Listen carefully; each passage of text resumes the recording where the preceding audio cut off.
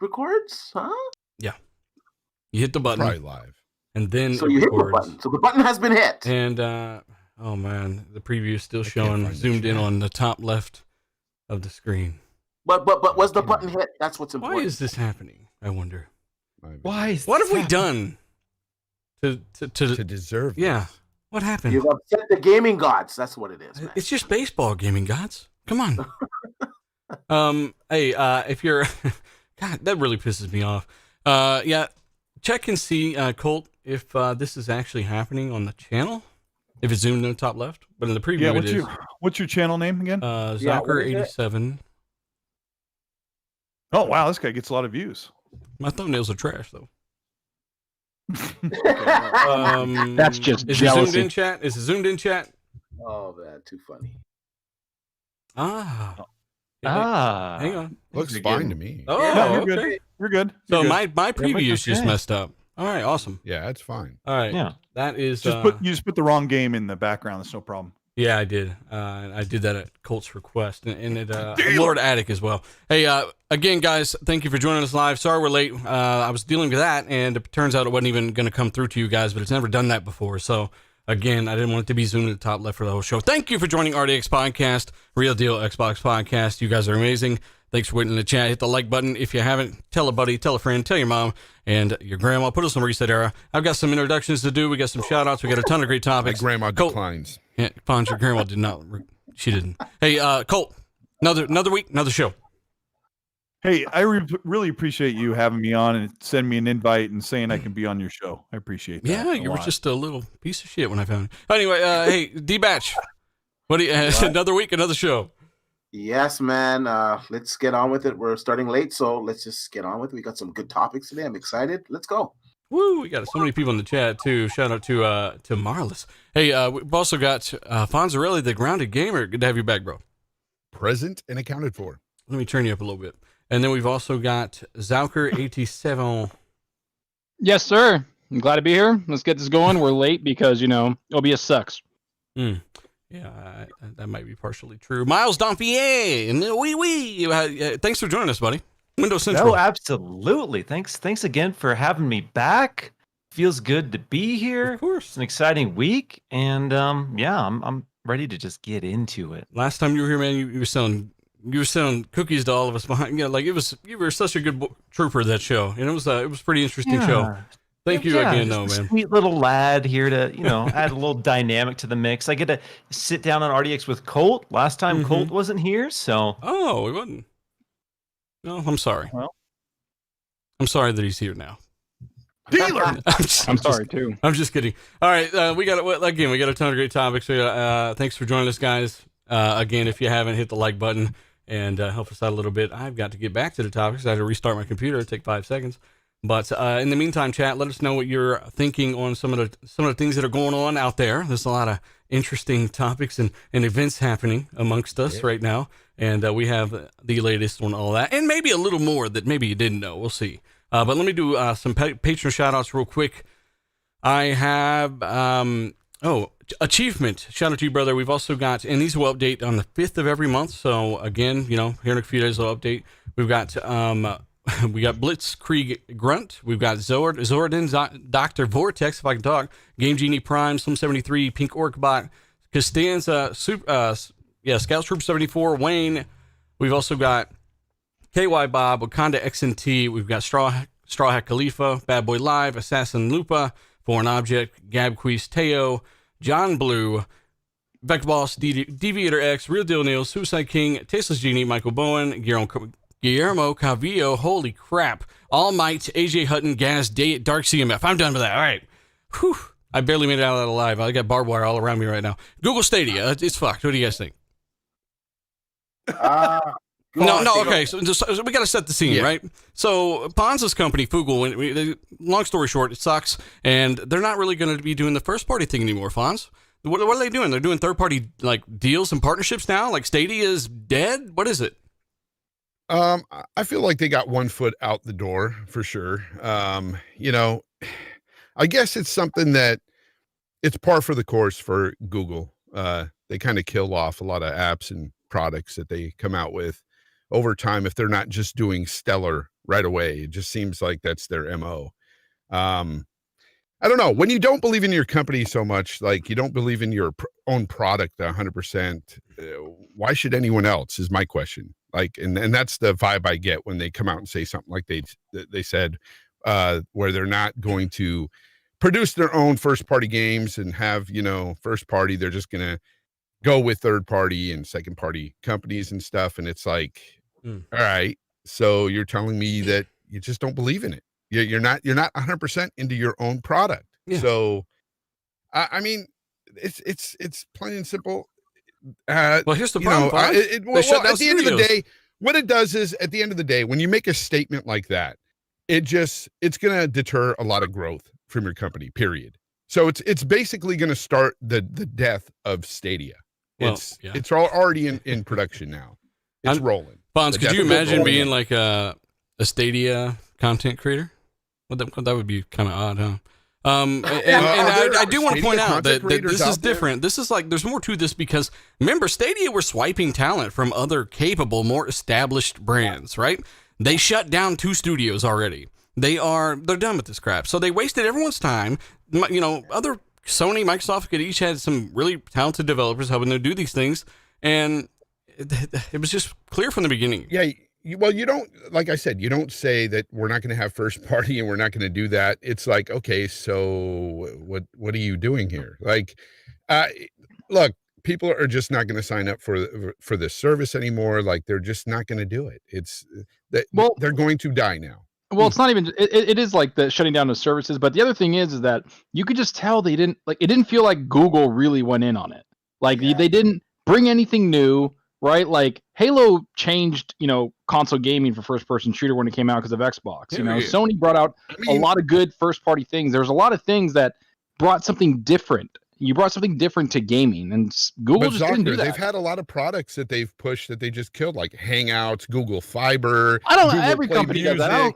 I don't care about that. They just kill things that have a lot of potential. And I mean, like every multi-billion-dollar company does that, though. Like that doesn't bother me. The whole point is you can see the writing on the wall, right? Like Google Plus, like you saw the writing on the wall. You were too late to it. It's done. You're not going to break in, and they didn't. And then you look at this, it's like you're too late, or you're not doing enough. One studio is not enough. 2 studios isn't enough. If anything, like look at what Xbox did from 2013. Like it wasn't enough. They didn't have enough. Like, and they had 7 studios. Like you have to know that if you're going to do it, you do it big and you buy someone. Like that's the only thing is I can think of is if they bought someone like a Ubisoft, and it would suck, but at least they're taking it seriously. I think the major problem with Google Stadia, the service, to be honest with you, the service was great. Out of all the cloud services that I've tried, it definitely had the best latency. It had the best image quality. So the service as a whole was pretty good, especially for a casual player that just wanted to pick up on their laptop, on their TV or the freaking hotel or wherever. It was really good like that, but it was the price, in my opinion, that really killed this service. They had enough games to justify it, but the price, you're paying full price for games that you might possibly own on another platform. Yeah. Right there alone, I thought that was a fail. The price. There's like a plethora of there's a plethora of reasons why we knew Stadia wouldn't last more than 2 years.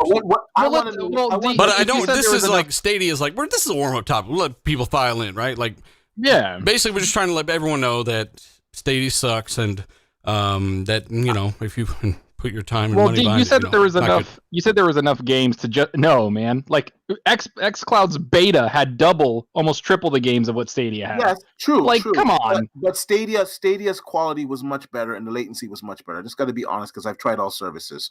So it was their pricing structure that really killed it. If they had a much cheaper price or like better trials or it was just the pricing for me that was really off-putting. And I want to know personally, I want to ask the panel this.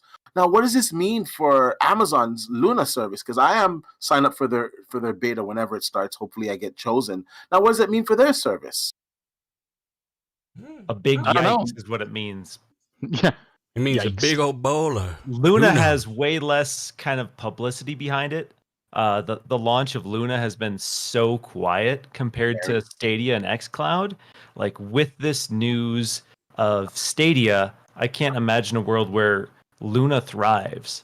But at the same time, I'm confused as to why Google would invest this much time and money initially and then just to pull the plug within a year. Like, did they really expect to have games made and ready to go and shipped in a year? Like, they are building Steam teams and studios from the ground up, and they essentially just wasted an entire year's worth of money. And hey, how somebody is in it? the chat just said something, actually. They said that maybe Google was late on Bethesda. They couldn't get Bethesda. Imagine had they acquired Bethesda, because we know they were interested. Could be. Then they probably would not be shutting down first party right now. I think you do have to bring. Save them. It was the price. Like, come on, you're paying for their service, first of all, to use their service, and then you're paying like $80 full pop for these games that you don't even have the option to download. Yeah. The hard copy to your PC. It was the pricing. The pricing was. I think they were just too late to the party. Honestly, if you look at it, Xbox has been, they've got xCloud,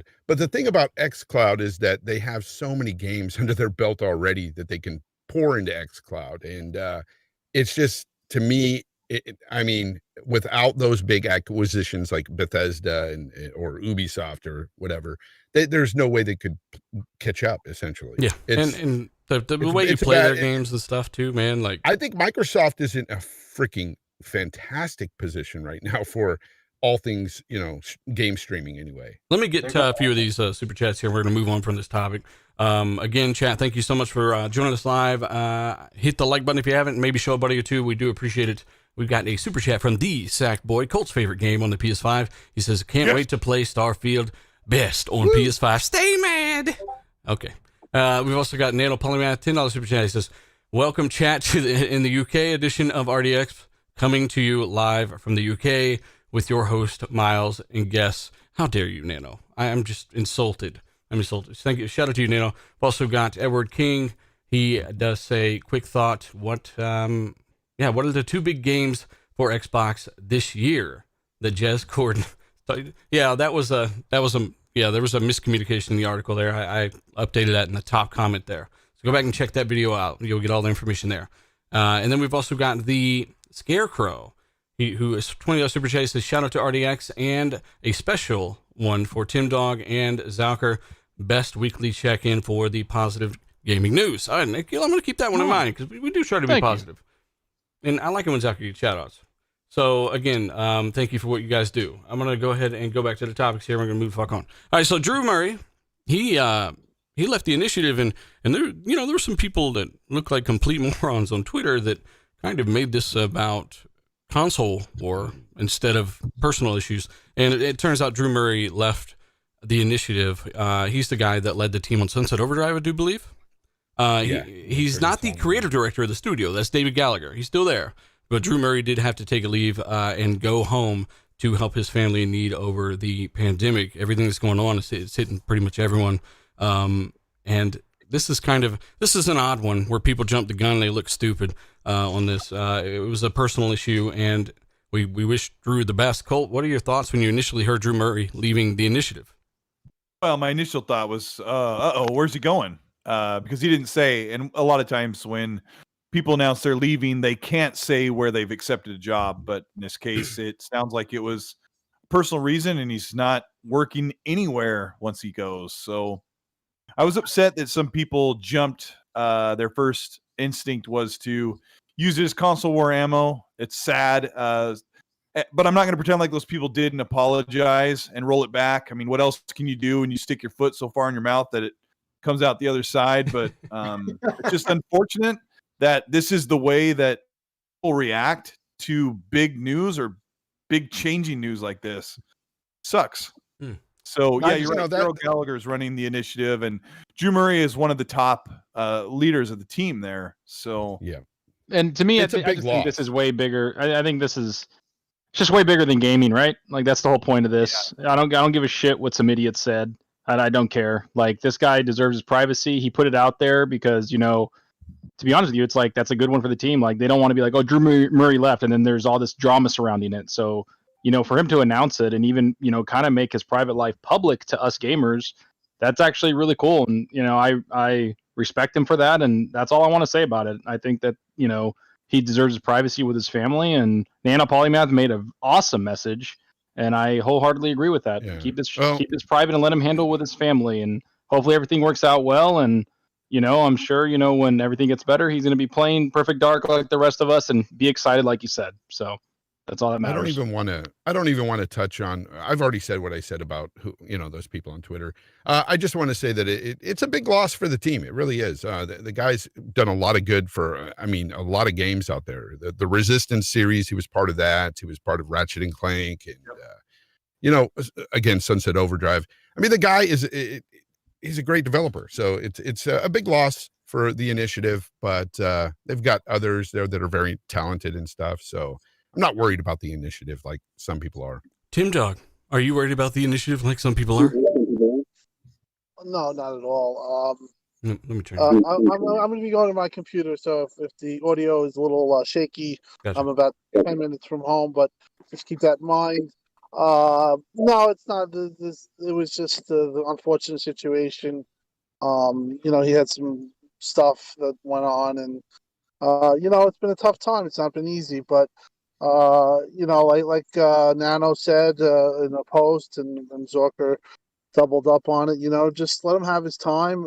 Aside from that, it's a loss for Initiative, but the one thing about Initiative is if you look at the people that they've hired, the one thing that you don't question is the talent. So I think that they're better versed in dealing with something like this than maybe some other development teams. But just Agreed. overall, the situation was just unfortunate, and makes you think. Don't always jump first to fit a narrative or something.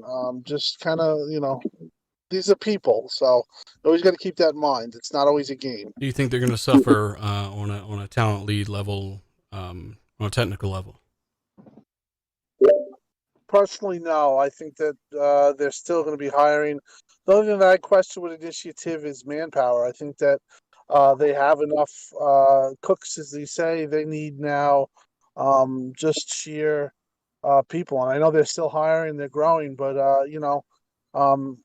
from the previous topic, it takes a long time to make games, and you got to grow, and you got to build, and you got to also hire. So I think more with them, they need more people in general just to fill out the studio. Well said. Yeah, I agree with you. I don't think they're gonna pay terribly for this. I think that they probably already had someone lined up to take his spot, and when that was established, he was able to leave. And honestly, I'm not super familiar with his work. I know he's a really nice guy, and I know he's led the team on Sunset Overdrive, I do believe. So if you guys enjoyed that, there you go. But again, Gallagher is the kind of the head of the snake, right? So we'll see how that goes. I really don't think it's going to suffer a whole lot, and we don't even know what it is to begin with, right? Perfect Dark. What exactly is it, right? Is it the same exact thing we got at the launch of the 360? No one knows. Is it better? Hopefully, yes. I really hope. But yeah, Drew Murray, he did leave the initiative. It was kind of random news today, and I remember Colt crying in the party. I was consoling him, and I was just very concerned about the future of that game. And I realized, oh wait, hang on, this isn't a big deal. They've got someone to take him, and the creative director is still there. But Colt, you know what else is being taken over? MLB The Show is coming to Xbox April 20th. It leaked initially, but now it is officially out there. And I don't know if you guys have been paying attention to Twitter at all, but people are really mad because there's a damn green case in the commercial now. Hey, Yeah. I thought that was a PlayStation exclusive. What? I don't know. This is that weird thing where What? this contradicts what I said a couple weeks ago about Indiana Jones. This is something where MLB said, look, our license is too big to be on one platform, and you need to be on more than just PlayStation. I don't know if they said more than that, but like my whole argument about Bethesda's biggest titles and something like Indiana Jones is Xbox doesn't have to make that exclusive or multi-platform. So this is like that outlier thing where things are different, and MLB wants that license on more than one console. So yeah, I'm excited. I didn't know this. But yeah, there's the 4 versions. Like there's a last gen and a current version on both consoles, and it should be great. I hope that PlayStation Studios, people are wondering if they're going to like dummy up the version on the Xbox and make sure the PlayStation version is better. But I think most every developer wants their game to look great on no matter what it's on. So yeah, I think it should be good. I think. Hey Colt, I got a question to ask you about it though. When did they announce that they wanted it on other platforms? How long ago? Well, like a year and a half, I guess. Oh, I must have been under a rock, man. Right. Everyone acts like they were under a rock and they didn't see this coming. This has been in the works for quite a while. And in fact, we were wondering if this was going to be last MLB because this was talked about like before the spring of last year. So I remember because I made Randall Thor a thumbnail. It's about damn time, and people want to know why Xbox hasn't made a game like this. And according to what we know and what we've heard, I know Tim for sure. Like it's just not viable for Xbox to do so. They're not really going to make any money on it. RDX has licensed Major League Baseball teams and all that intellectual property. RBI has been kind of a funny looking game, but last year they made a semi-realistic game. It's not all that great, but I don't know. Like, I don't know how that license thing works because RBI exists on Xbox. So, well, I mean, either way, they've got competition this year for the first time on Xbox, and MLB The Show has, since I can remember, been the best baseball game you could play. Yeah. Yes, it's always been in the high 80s or almost 90. It's the 2K of baseball, man. It's the 2K of baseball. 2K of baseball, man. I wish that damn game was I'm guessing it's going to be 720p on Xbox Series X. They're going to gimp it. You know it. You do got Sony developers, D-Batch, for the first time that we know of, tuning a Series X game and launching that. Yeah, that's read Face 23's super chat. It kind of relates to. It might come up later in the show, but well, go ahead and read it. But I mean, I was trying to let D do it, and then I'll let you read that. Yeah, I heard that Microsoft made those Sony devs sign some special papers, and they're not giving them all the secrets to the Series X because they're going to use it against them. No, it is strange. It is strange to see a Sony studio developing a game for Microsoft. I have to say that, but they didn't have a choice in the matter. It was either they lose the license of the game and lose all the revenue that they get from that game, or have it on another platform. And I seen some people post on social media, "Oh, well, then I would have had to retire the game." Then, it's just nonsense. First of all, I think it's fantastic. I saw Colt post, for console wars, we can battle it on the diamond, on the field, and that's awesome. Xbox guys can go against PlayStation guys, vice versa. You can all team up together. I like crossplay. First of all, I think it brings gamers together, and I think it's fantastic that Microsoft or the Xbox finally has a good baseball game. So I think it's good for gamers in general. And if you're a fan of Sony and their studios, the bottom line is that this game is going to make more money than it ever made before, because now it has access to millions and millions of gamers that they didn't have access to before, and that's just a good thing for the game. That's true. It is. Cole, go ahead and read that if you want to. I can't get to it, but he was asking what we think of Control Ultimate Edition being 40% smaller on PS5 due to Kraken compression. 40% smaller hard drive. Yeah. Well, yeah. I'm kidding.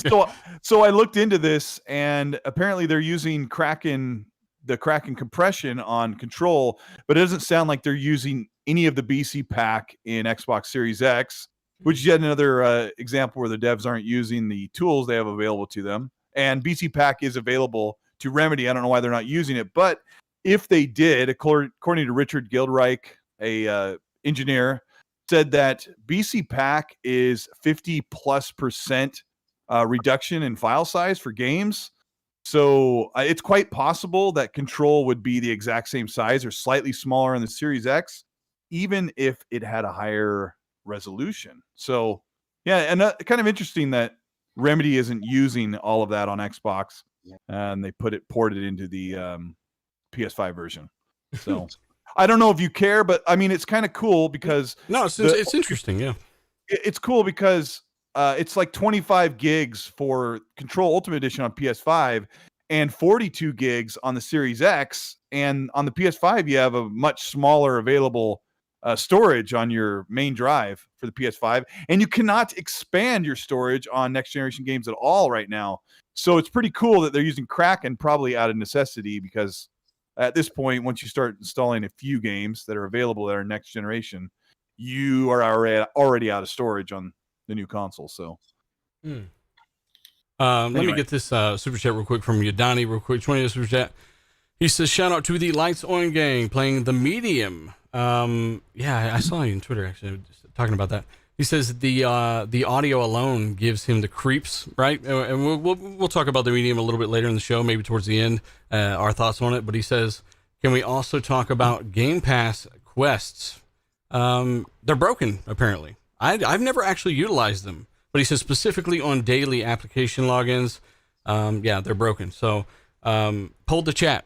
Chat, are you having problems with the daily quest for Game Pass on the logins there? I'm not. I actually just turned mine in, I think, like yesterday. I get like a dozen a week at least. I'll get an achievement. I have a dozen waiting to turn in once I go into the thing. So yeah, it's working for me. It sucks if you're having problems. Hit up support on chat. I really recommend that you do like the virtual chat agent, and then try that for a second, and then get into an actual chat on your browser, not on the phone, because they're really easy to talk to and they're really quick. And they'll talk to you about anything, like not just just call them. I mean, relationship issues, anything. I mean, hey, we've also got a super chat from Darge Knight, real quick. Shout out to him. He does say Google Stadia was ahead of its time. Smiley face. Yeah, I'm sure. We've also got Spooky Sprocket. He says Doodle. Oh my God. Yeah, Doodle Fadia is the new name for Stadia. Yeah.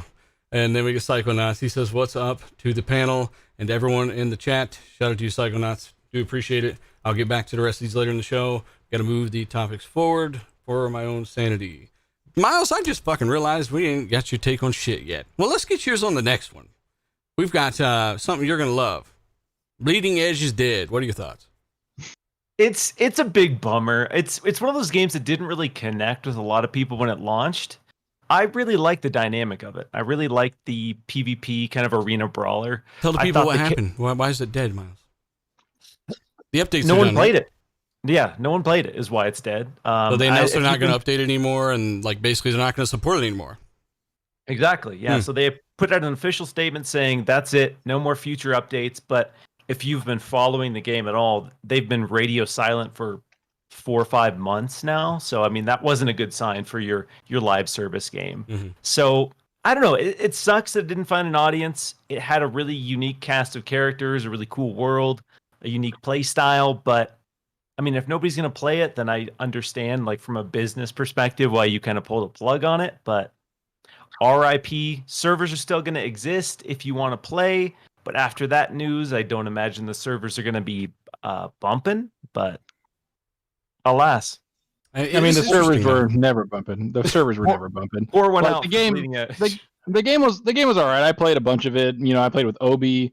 I played with some people, and it was good. Like, I had a little fun with it, but then I just was like, all right, I'm done. Like, unless it's not really like individual skills cool in the game. Like, it works here and there, but you really need a team, and that's the whole point. Is that's where it gets like really technical, and when you work as a team and combo things, that's where it gets fun. But again, when you're not playing with a team, that never happens. You can't do anything.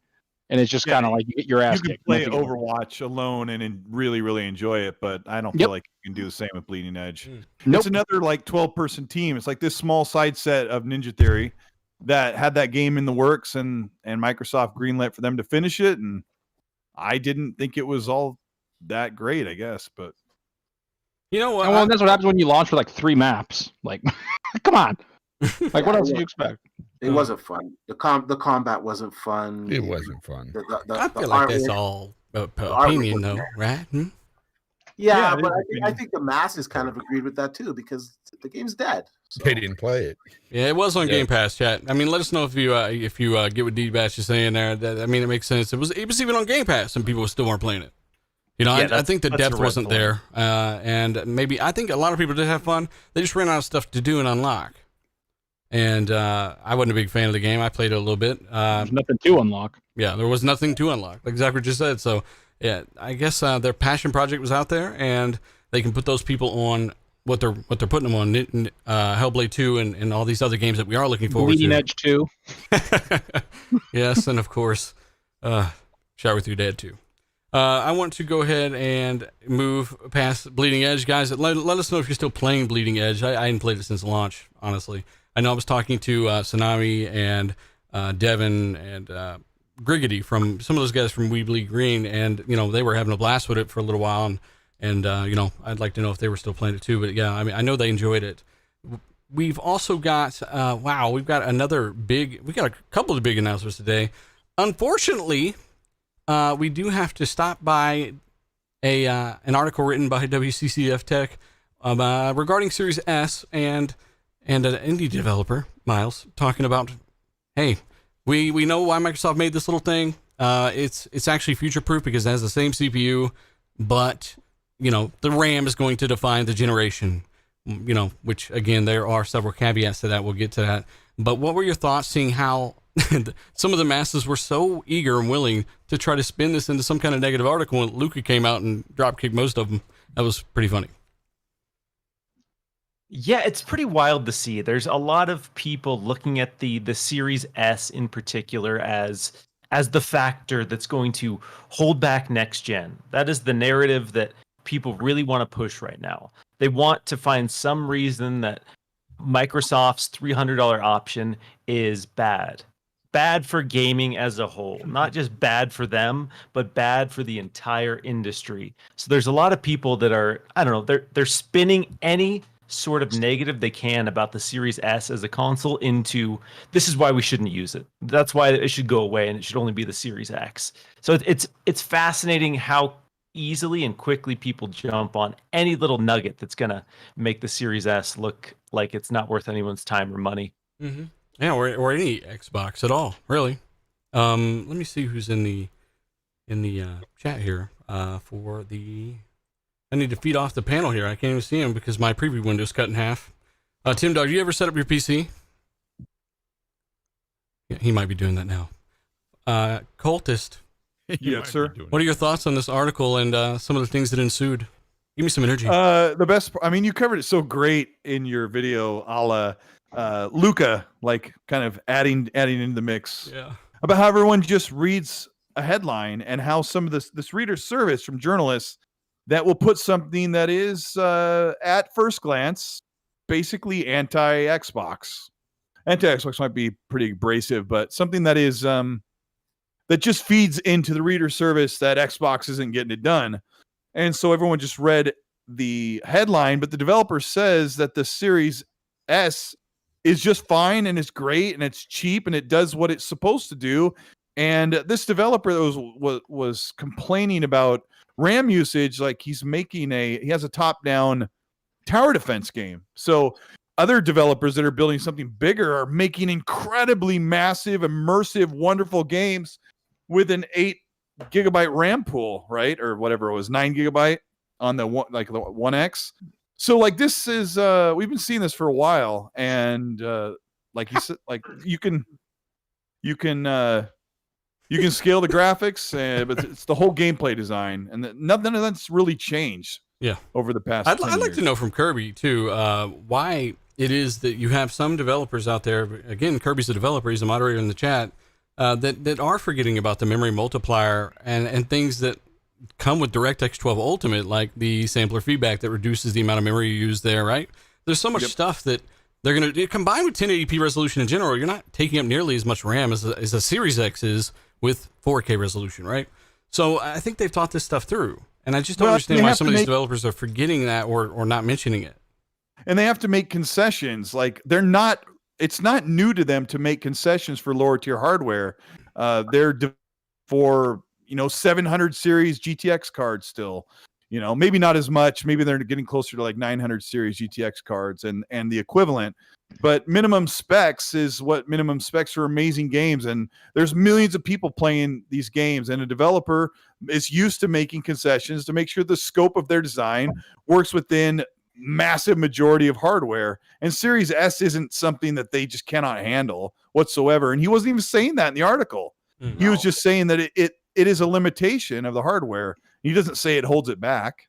Is So- Tim back? No, but D, you can jump in on this.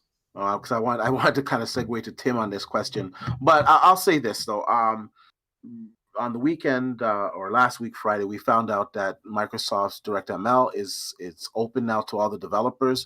So the developers, they can use it independently from the Windows 10 API, which is a fantastic thing. I'm sure some of the developers did have access to already, but obviously more developers will have access to this. Now, the reason why I bring this up is because this is an area that could really help out the Series S, because with the DirectML or their neural network that they're using for their machine learning to reconstruct the image, they could use it on the games that are like 900p. Some games are 900p, 60 frames per second on the Series S. Some of the games are lacking ray tracing. They could use that to get a higher resolution. Who knows? Maybe they can even use it to get really close to 4K resolution and still have that 60 frames per second. So the Series S, I think, in the long run, is really going to prove its worth. And I think once DirectML is being used by developers on both consoles, the Series X and the Series S, I think we're really going to see the value of that console then. That's just my 2 cents. Well, and this guy that was talking, he didn't just say like, oh, it's this. He just basically said, yeah, of course it would be easier if it was just the Series X. Yeah. Like he said, it's that. less than That's 2. true. And that's what Phil Spencer said. It's going to be more time to put on the Series S. But what he was quoted saying also was, it's easy developing on the Series X. He's like, it just works. Like things just work easily.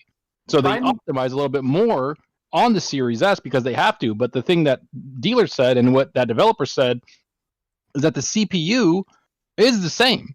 So it's much easier. And again, direct quote, it's much easier to scale graphics and fidelity than it is an entire game, which would be the CPU. And I want to just say real quick. I want to say real quick as we get back to it, like PC, it's the same thing. These guys are developing games for PC. We got crappy 1060s. You guys know I hate that damn card, and you know they still make the game scale down to it. So I just don't see the Series S really being a problem. Like you said, it's the same damn CPU. So there's no real bottleneck there. They just gotta scale down certain effects. And let's remember, this is a $300 console. Find me anything on PC for $300 that's achieving what the Series S is doing. That has ray tracing, that has a 8-core 16-thread CPU, that has a SSD, that has all the things that this Series X is doing. Find me something on PC that can do anything near that for $300. You can't. So it's a great value. It is what it is. If you don't like the fidelity of the Series S, then you can grab the Series X. There's an option. So Lone Star, he never did say it's going to limit game design. He didn't say that. You go back and read that shit again. Also, here I got a question for Fonz, and really I'm gonna just throw it up, home run, because what did we hear about I don't know, 2 or 3 months ago? PS5 Pro's got 2 GPUs. How come? Same frauds hyping up a dual GPU PS5 Pro are talking about the lesser powerful console is going to hold back the faster one, right? So how why is that happening? Why is that acceptable, Fonz, really?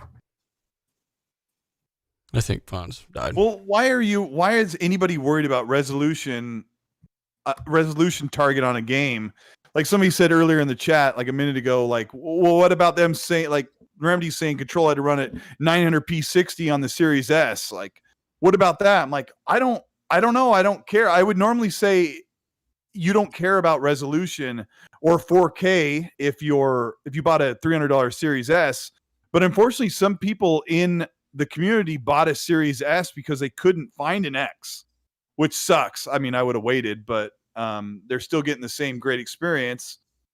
For $300, you're not getting any hardware that runs at that kind of a quality at 60 frames. And it's not just the same last generation thing at 60. Like, Control Ultimate Edition is running at much higher settings all the way around at 60, and it's doing it on a $300 console. You can't even get a GPU at that price that does that. So, like, why are you worried or whining about what an Xbox Series S is if you're playing mainly on a PS5 or a Series X or a PC? Like, who cares? I don't worry about what kind of performance a 1050 Ti gets or a 960. I don't care. I don't use one. I don't know why people are always say this. It's a Well, ridiculous they're just argument. curious of what developers have to go through, right? Like they're curious if Well, it's I mean, if it's more time, and it it's does. another console. Yeah, it's more time, but they're working with a myriad of configurations on PC, and they've been working with multiple consoles for a long time. This isn't new. They can. I mean, I guess we all whine about the extra work we have to do at our job. I guess so. I guess whine. But, But I mean, you guys aren't making the games. You're not making the games.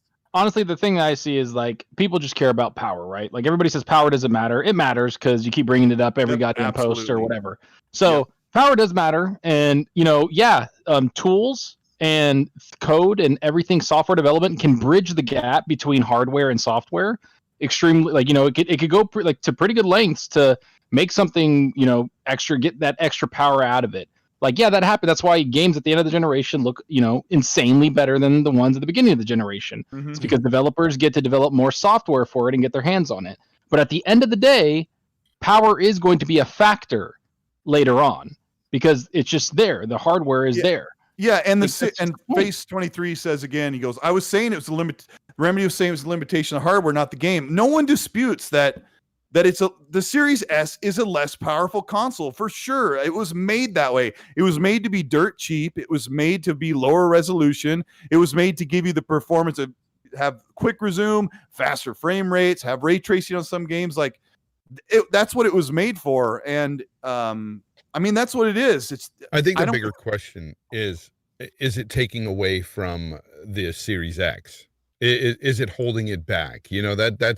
That's what people jump to automatically. Well, obviously, and if it was, then if you really believe the Series S is holding back the Series X, then you truly believe that it's holding back the PlayStation 5. And that's too bad. Yeah, exactly. That sucks. Even though those games are also on PC, which has a lower minimum spec than a 16 threads into and something to the equivalent of Series S's GPU. Until you hear someone say, we wanted to do this amazing thing with our game and have you go into this world and see this amazing world that was bigger and faster, but we can't do it because of the Series S, then why are you whining? Like, you're not a developer. I mean, in all honesty, like one could argue that, the PS5 is holding back the Series X. I mean, it's just stupidity. The reason why gamers get weird about it or yell about it is because of what happened with Cyberpunk. Like the PC version, even though it was on worse performing PCs than a Series X, performed better there because the developer optimized it better there. That's the whole point, is that Xbox did add more development time to developers, and that's something they talked to them about. And I think obviously developers gave them feedback. Like there was no way they were going to do it if the CPU wasn't the same.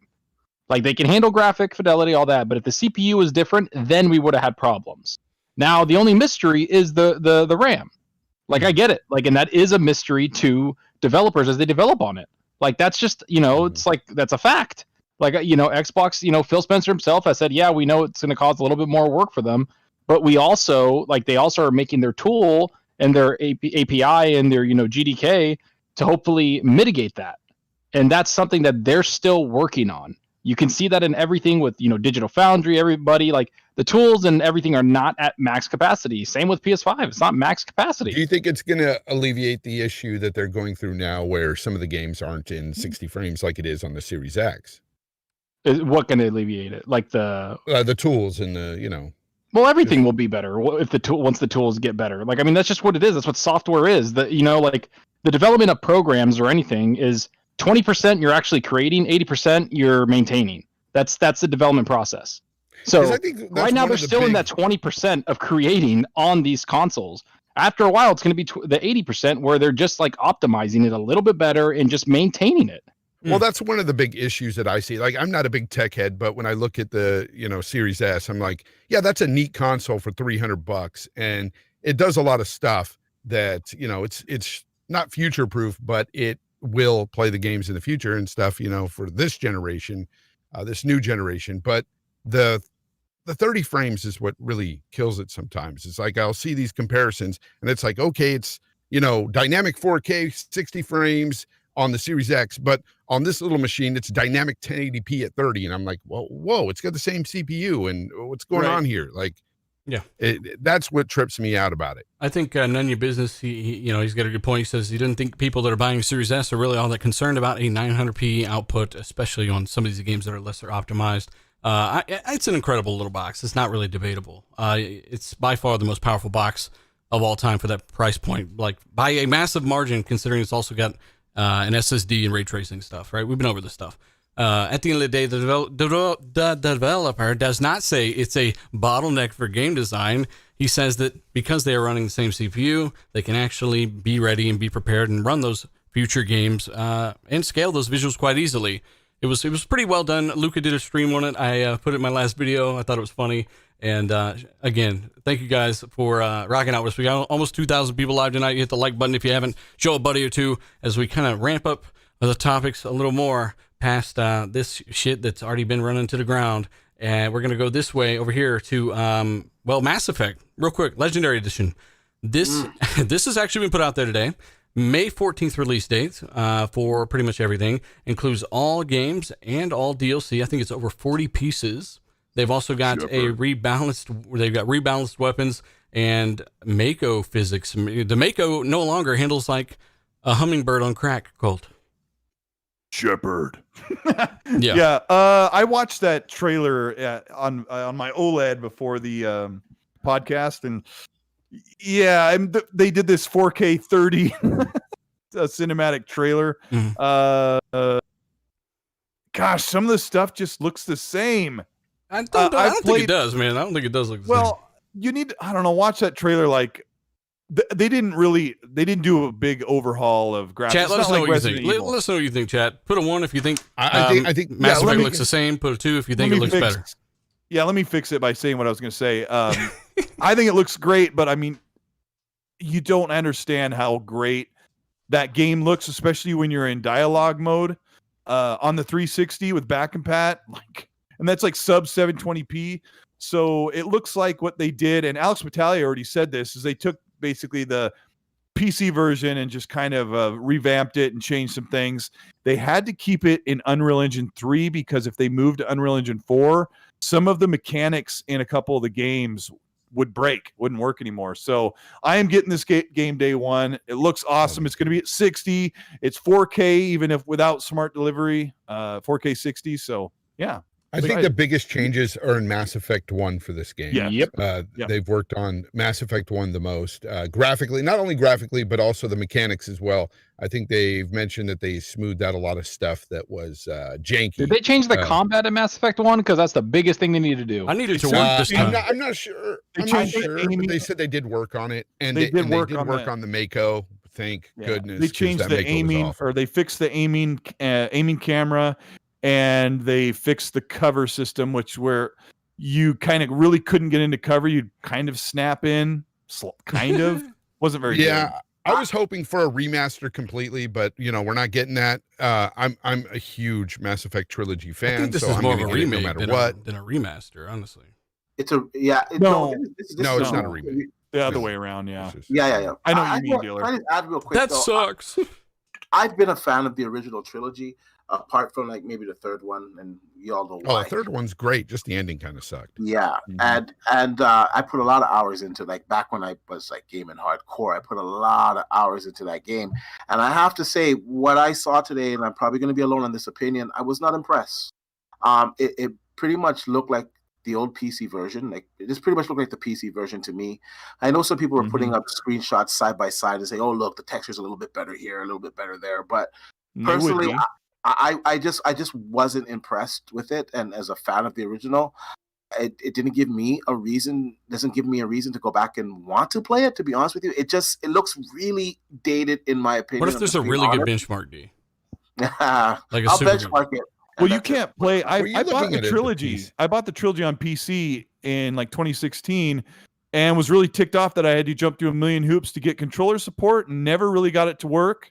And I heard from different people all this other stuff I could be doing, and Nexus mods. No, thank you. I'm not messing with that. But from the console side, though, it looks a whole lot better, and it's going to run a whole lot better on the console side. But so, for a lot of us console guys, that's a huge reason to go back and play these games. Yeah, but it's huge. 60 frames, 4K. Yeah, Come okay, on. that is big, but you know what? I'm just gonna be honest and frank here. I like the way that Mafia, the definitive edition, was done, and I Yeah. think, Oh, I of think, course. I think, Yeah. I think that's the way you should handle games on, especially on the next generation consoles.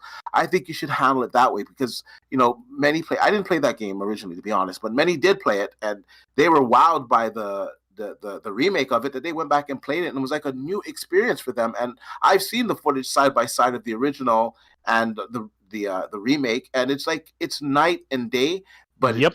but the core components are still the same. It's still the same game, but it looks so much better visually, and obviously it's more responsive. Whatever it's just like a new game, and I think they should have done that with Mass Effect. You could even because use Demon Souls. They would Yeah, I bring was it- gonna say they would bring a new Blue generation to Point that kind of game. ruined it. Blue Point ruined like remasters. Like, I'm sorry. Like, I mean, I understand that Mass Effect's a everybody loves Mass Effect, but it did. For Like, Halo I 2. agree with D. It just kind of went like it looked like the PC version. Like it did. It Like, is. I'm not disagreeing with D at all. Actually, I agree with him. It looks like the PC version, and after seeing what Blue Point did with Demon Souls, after seeing what Gears Ultimate Edition, like the first one, like that was a really good remaster. Like it was freaking amazing. Yeah, And Halo so we gotta 1 and 2 got a differentiate real between- actual remaster. Yep. Remake and remaster, though. We're using that term a little loosely because Yeah. Demon Souls in particular, that's a full remake. Yeah, Like, Well, they- that's what I they- think they deserve for Mass yeah, Effect. Mass Oh, Effect definitely absolutely. should have been remade for sure. Hey, Miles, Mass Effect. Yo. In chat, let us know your thought too. I mean, again, I'm looking forward to it because Mass Effect, the trilogy, is some of the best games ever made. And any opportunity or any excuse I have to go back and play it, I'm sure it'll look better than what some might think. I'm sure it'll look worse than what some might think, but it's still an opportunity to go back and play the game, and it's a damn drought. I don't know if y'all noticed that. So I'm game. What about you, Miles? What's a drought? Everything's a drought. Games drought. Yeah, not time to just work through that backlog. He said what? That's for sure. Yeah, I it's get a back. cool way to let people re-experience it.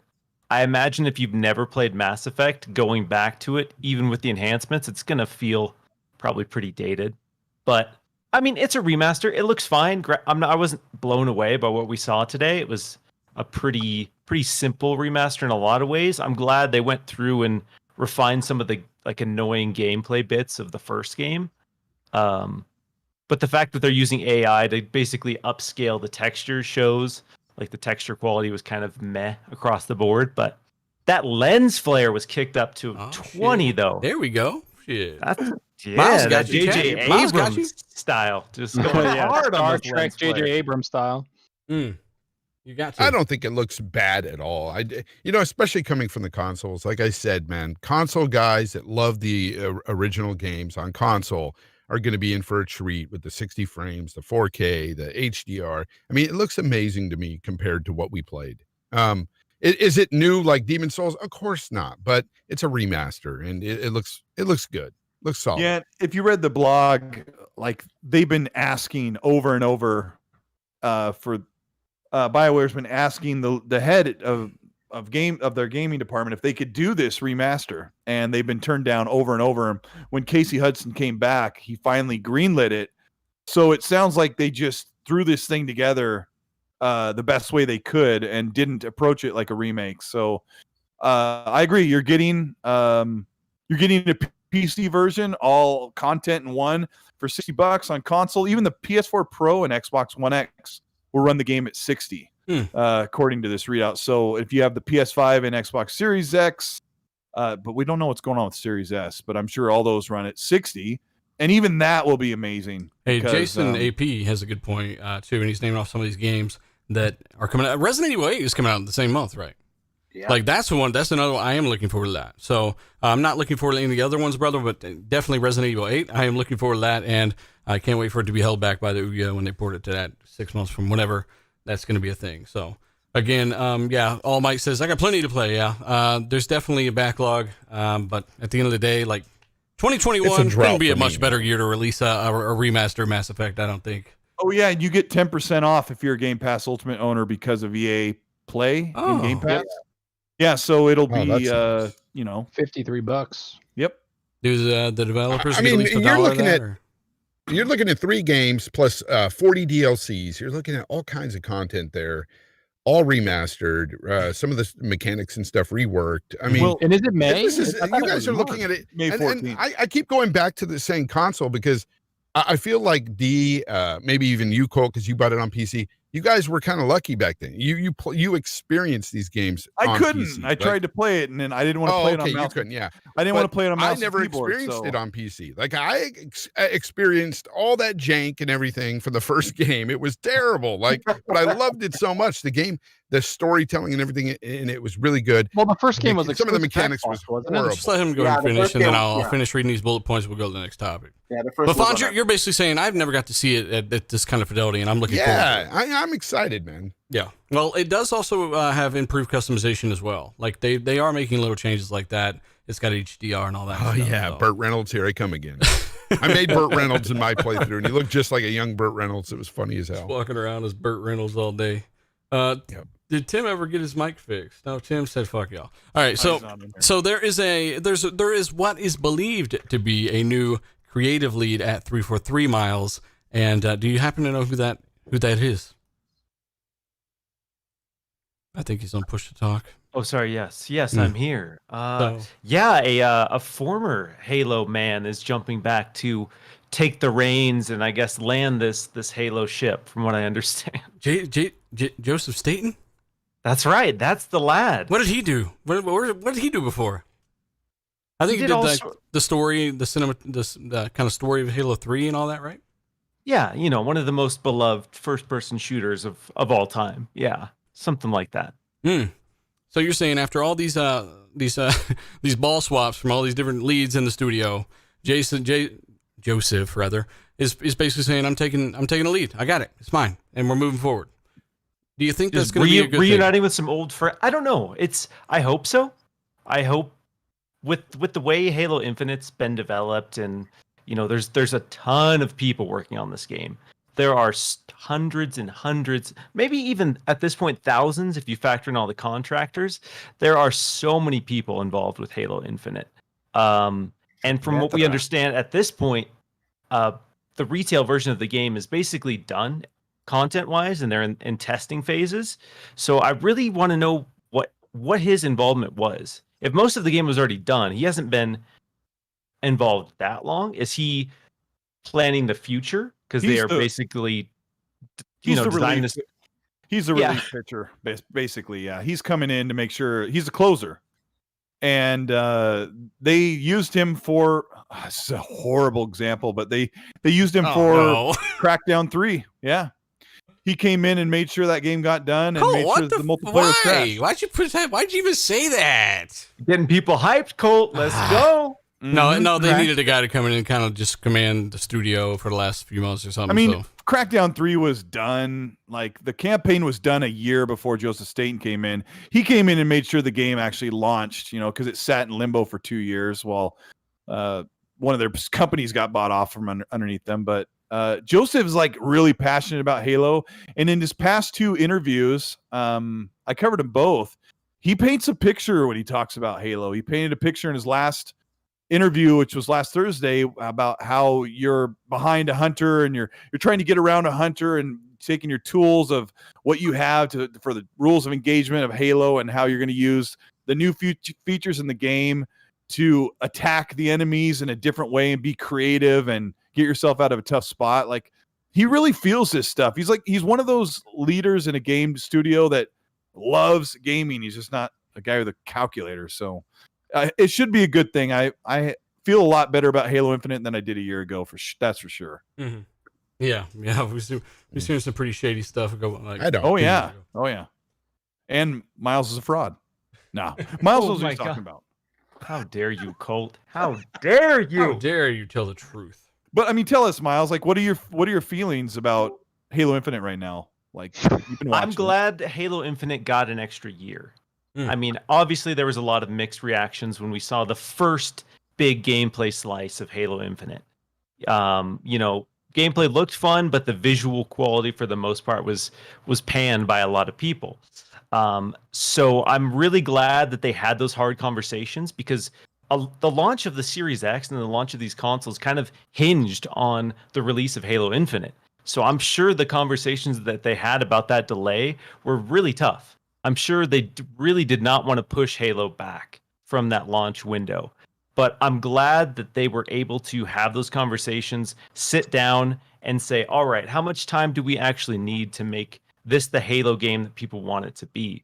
Because at this point, Halo Infinite needs to fully deliver. Halo Infinite needs to be the showcase of the future of what Xbox Game Studios first parties titles are. It can't be another Halo 5 or Halo 4, which, don't get me wrong, they're not bad games. They do some best.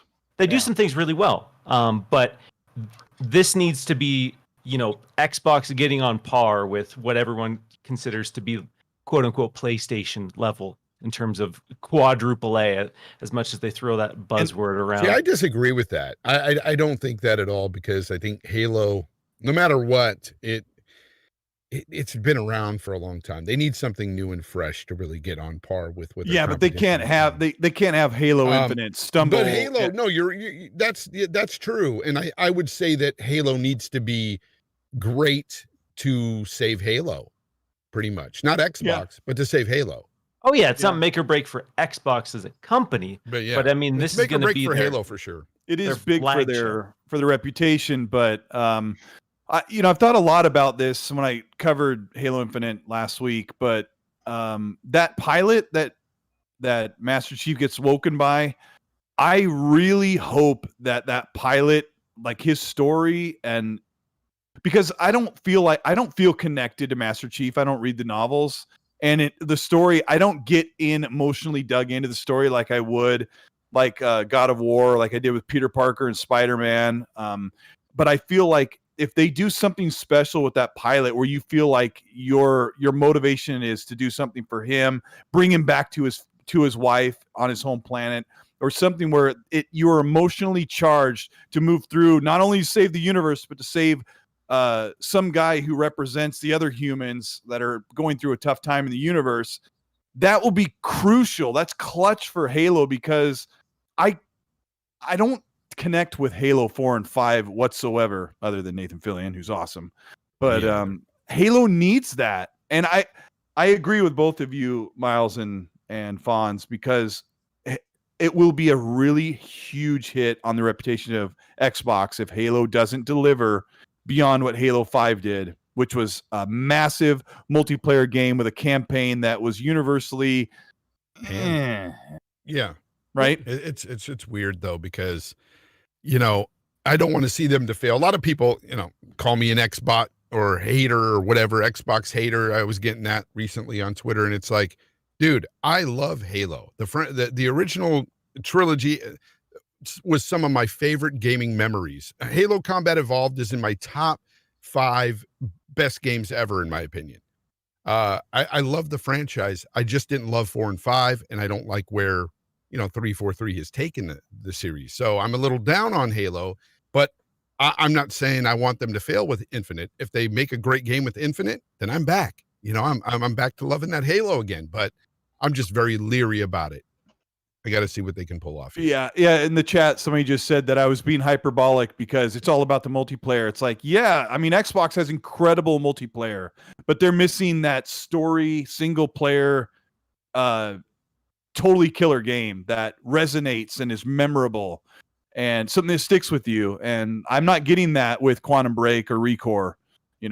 I want something. I want Halo to motivate me through emotionally and excite me when I play the game. And I have a feeling that the gameplay is going to hit pretty hard, kind of like Doom Eternal did, and Doom 2016, reinvigorated my feeling of what that franchise could do. So I'm really hoping for that. And I ask for better, and I hope other people are too. Well, yeah, definitely. Anyone watching the show, hopefully they're hearing us out, and we're hearing them out in the chat. Let us know your thoughts on all that down below. Again, we just want the best for the game. And when we saw, again, Craig running through the bushes, he didn't even know where he was. He was drunk. We had to ask him to go back in the oven and get a little bit more polish, right? So let me get a few of these super chats. It's been a minute. I'll try to catch up on a few of these. And I'm going to stall as I do so. We've got a few of these I need to get. Okay, so Face 23, he does say thoughts on Sony's crack. Okay, was that the one you read? Okay, yeah, we got that one. Yeah, that was the Kraken one. Yep. And again, Microsoft, we're not using those compression features or those direct storage features on there. We've also got Raymond. He says, dealer already got me coughing up smoothie. Good to hear you guys back. I guess we told a joke. Thank you so much, sir. We've also got Athale, I'm gonna guess. Amazon can make games. Yeah, just look at. So yeah, I mean, they can still produce games. Yeah, Stadia, they're not going to. We've also got Justin B. He says, shout out to RDX, my favorite channel on gaming. Love the Series X. Thank you so much, sir. He says you got a day or so ago. Thank you. Do appreciate it. We've also got Wiley Coyote. He says thoughts on the show 21 coming. We did actually get to that topic. If you missed it, check it out. And then we got Yodani. I'm pretty sure I got that one. And then we've got CYV Studio. He says, hello panel. He says, great show. Again, keep it up. Thank you. And I'll come back. I'll stop it right here. I had to get some of those for some of these people. It's the least I can do. So again, Xbox, they're locking this down. They're trying to get Halo out this year. Some people still think it might get delayed. I'm really hoping that doesn't happen. But, if it needs to, it needs to. Hey, somebody in the chat just said, if you want a compelling story, watch a movie. What? I'm sorry, but when I play through a story-driven game, I want a good story in it. Not something like The Last of Us 2. Are you watching a movie next to the never mind. Yeah, that doesn't make any sense. That doesn't make any sense at all. We've got studio acquisitions. Stuff's kind of ramping up here. Microsoft, they are looking for, as we talked about before, publishers, studios, and there's a lot of interesting stuff going on behind the scenes that I don't know. I've heard some things. I can't quite say certain things right now until I know more. But say it. If it's there's some pretty cool stuff. Apparently, that could be happening. Otherwise, there is what's this report, Miles? Did you see this going around that they have 18 studios that are basically being like approved for acquisition, but Bethesda's only 15 of those, right? Yeah, the paperwork's going around that in, US, UK, and Sweden specifically, that Xbox has 18 studios involved with the acquisition. I think more than likely that's probably just divisions being split up internally that we don't know about yet. Mm-hmm. At least from my understanding, I don't think that includes any new acquisitions. As a lot of people are speculating, throwing out acquisitions from Japan and the East, but it specifically says that this is US, UK, and Sweden specifically, which is pretty much the pool of what we're seeing with the Bethesda and ZeniMax. So, I mean, when it comes down to it, go ahead and drop those extra 3. Go ahead, Miles. Drop the extra news. 3. Drop the news. And, yeah, spill it, Miles. Quit messing around. Miles of Windows Central. Get put on blast here. Stop teasing us, Miles. Just get it done. Of those 3, I don't know. I haven't really heard anything. To be honest with you, you haven't heard anything really. That you're Miles, of these 3 in this contract that you're talking about, I haven't heard any specific Miles, names. Turn your hand around. You wrote it in ink on your right hand, on the back of your hand. Just read it to us. What are the 3 studios? Other hand, Miles. Other hand. No. Oh, my bad. No, that's your grocery list, Miles. Now, what studios do they buy? You ain't getting anything from me. I've been hearing a lot about this, but it's kind of crazy. It ranges anywhere from small stuff to really big stuff, and everybody's in big talks. But boy, does it sound like Microsoft wants to spend a lot of money on their gaming division. So that's a great buying thing. Ubisoft. That's it. Good night. Yeah. And Loose Lips, Jim Ryan will be on the show next week. That's thanks to Fonz. Yep. Yeah, no, not next week. We're shooting for October. I told you about that. Damn it. All right. Speaking of shooting for October, close enough. I was supposed to have the podcast on iTunes and Spotify this month, or last month rather, and something else popped up. Remember, I came back twice technically, and I am now working to try to get that done in the next week or so. So please be patient. Do appreciate it. And if you're wondering what footage this is Destiny 2 running on Series X. Yes, I'm a fraud. I played the game. I gave in to Lord Attic, And I said, like, all right, let's play it. But this game is fucking beautiful. Like, you really can't take it away from this game. 60 FPS, and it looks really, really good. Fonz, you didn't tell me how good it looked. Which game? Destiny. What are you doing? The game you're playing. Okay. No, I just heard you say it. Texting loose lips, Ryan. Which one? I didn't hear you. No, it does look good in 60 FPS, doesn't it? Yeah. Somebody was telling me, my good friend Ramon was telling me the other day he was playing a back compat game. I forgot what it was. He's like, man, why does this game just look better in 60 frames? Or no, it wasn't a back compat. It was Spider-Man. And he was saying that he was going back and forth between the performance mode and the 30 frames mode with all the ray tracing and stuff. And he's all, dude, it looks better in 60 frames. I just, I just have to get back to that, it's funny. It's all games to me look and play better in 60 frames. It's just the way it is. Got to have that smoothness, that silkiness. What is? Well, speaking of silkiness, today Dealer and I played the new update for 60 FPS Division 2, and we had a good time, didn't we, Dealer? We did. Look at that. Almost as good a time as Others Inc. talking shit. He says in yet another podcast, not knowing anything about it. Others Inc. Don't maybe get Randall Thor in here, all right? I'll do it. I'll do it, sir. It's pretty much universally agreed.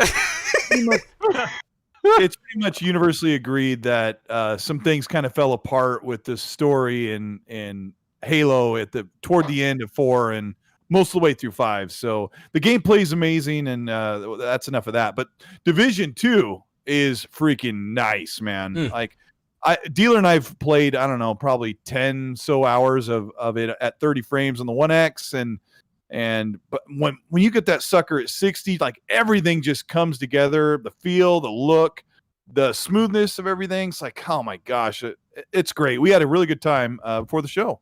So unlike Bleeding Edge, Ubisoft thought they actually supported that game. Oh shit! It's a really good game. I enjoyed Division 2 a lot. Bleeding Edge was 60 FPS right off the bat. They didn't have to wait for a patch. No, it's great. And I can't wait to see more of this. The Metro game, Exodus, is supposed to get a 60 FPS patch pretty soon. I know that if I was on PC, I wouldn't have to worry about this, but I'm getting real tired of the 30 FPS stuff on console, and it makes me not even want to play Watch Dogs Legion. It feels like a 7-year-old game. I'm tired of the flip book. You're such a peasant. Did you try the medium? Because that feels dated. When you move the camera around, when you're in first person interacting, yeah, it's a flip book. I'm tired of it. I can't do it anymore. And I've played plenty of 60 FPS. I was on PC for like 3 years before the Scorpio came out.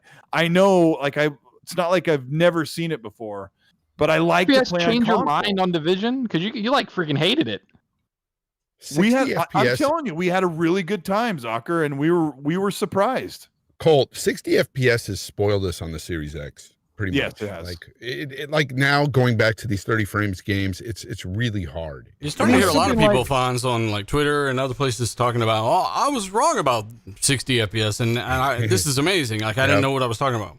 I mean, shout out to K Mega for letting me know, telling me he was like, he came out on Twitter. Fonz, he came out on Twitter and said that. You're right. 60 frames is where it's at. Oh shit! So, shout out to him. I mean, I'm sorry, guys, but I bought a 4K TV to have 4K. Don't care. Okay. My favorite go-to is it does a 60 hertz. How come you're not using the 60 hertz? My favorite go-to is it's a placebo.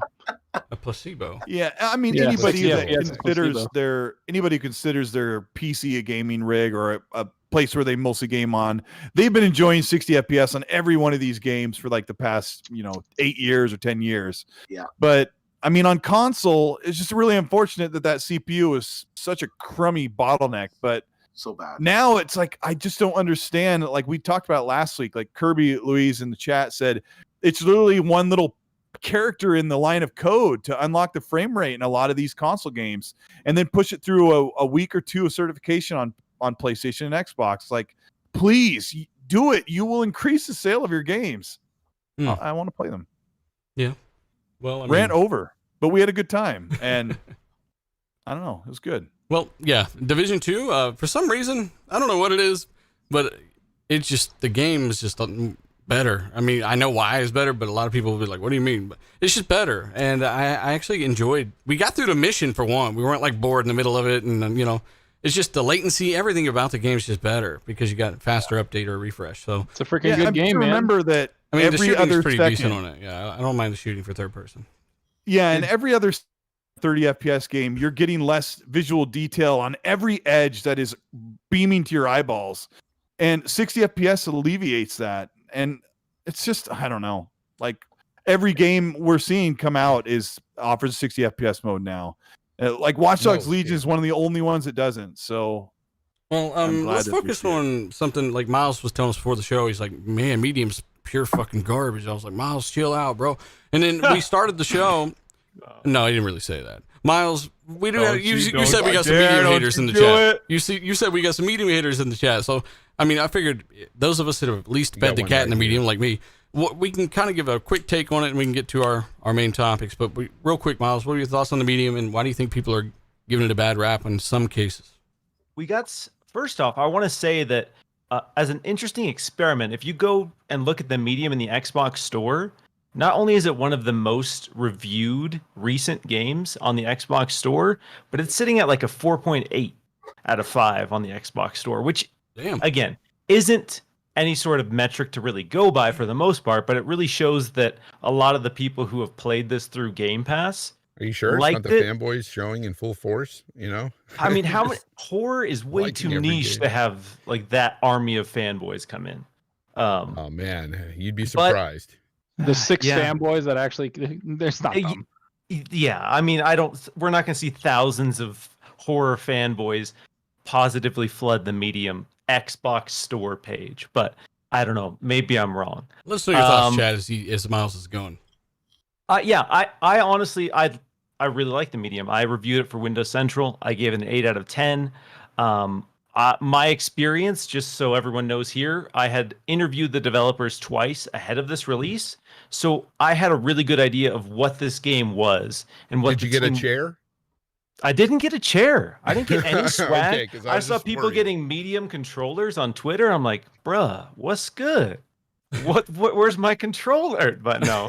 Where's my PC Flight Simulator thing? I didn't get any swag. Just so you guys know, I'm not bought out. All right, but a lot of people went in, with a lot of different expectations. The biggest thing I can say about the medium is it's very slow. It's a super, super slow game, and for some people, that's gonna be a deal breaker for them. Well, let me ask you something, Miles. Is there any action in the game whatsoever except for running and walking? There is action, yeah. There is, like, without getting into spoiler territory, you start to explore some of the supernatural powers later on in a way that's almost combat-ish. Like you fight some... Almost combat-ish, all right. You fight some monsters. Again, I don't want to spoil anything, but you do use your powers to actually fight at a certain point in the game. Can you use your powers to feed the cat in the apartment? I got 20 achievement point powers. So many tones. Spoilers, but you could feed a dog even too, bro. How about using powers to create a character without those dead eyes? And why are you so shallow? To me, the animations were very dated. Like it just felt clunky. It's a small team, and she has those dead eyes, and she's constantly talking to herself. Where she's not just narrating the story, but her lips are moving. So she's talking out loud during the game, and I'm like, who's she talking to? Like, what is this? Seriously, the guy in Days Gone did that. He's like, "Shoot, Mike, smells like shit." And he's just like, "What he the did hell?" some weird stuff sometimes. Yeah, he did. But I just couldn't get into the animations of this game, the feel of the game. Hey, Tim Dog's back. I want some Tim Dog thoughts. It just had a lot going against it for me personally. But like I told other people, if you'd like it, that's great, man. Because not every game is for everybody, and there's lots of these walking sim type games that people love, and more power to you. You like it? It was an independent studio who self-published an independent horror game.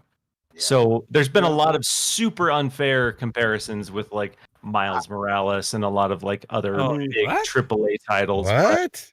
Yeah, because of the length of the game. Because of the length of the game and the obvious Metacritic pandering that a lot of people do with every single release that comes out. But I mean, for an independent horror game to be sitting in the 70s, I would consider that a success. If you look at Bloober Team's previous projects, they've been in the 60s as well. But it's so nice to have a reasonable person on the podcast instead of Zucker. Well, No, I'm just kidding. I just brought up. I'm just sitting here all peaceful and shit. How dare you? Well, Hey, Tim, go ahead. regardless of what we're all saying, the game seems to be a little bit polarized. But from what I'm hearing, it's wildly successful.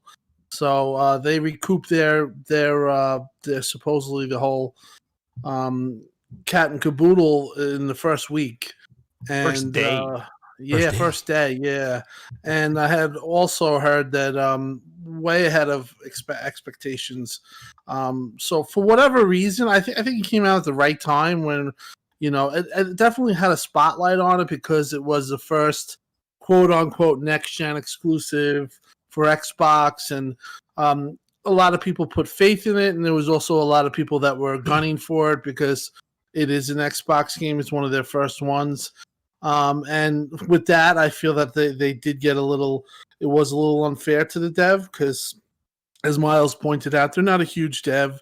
They're growing, but they're growing as you would expect. Like if you look at their games, each games are getting a little bit better, and this is a step up from Blair Witch. And like I said, it's a huge step up from Blair Witch. That's no doubt.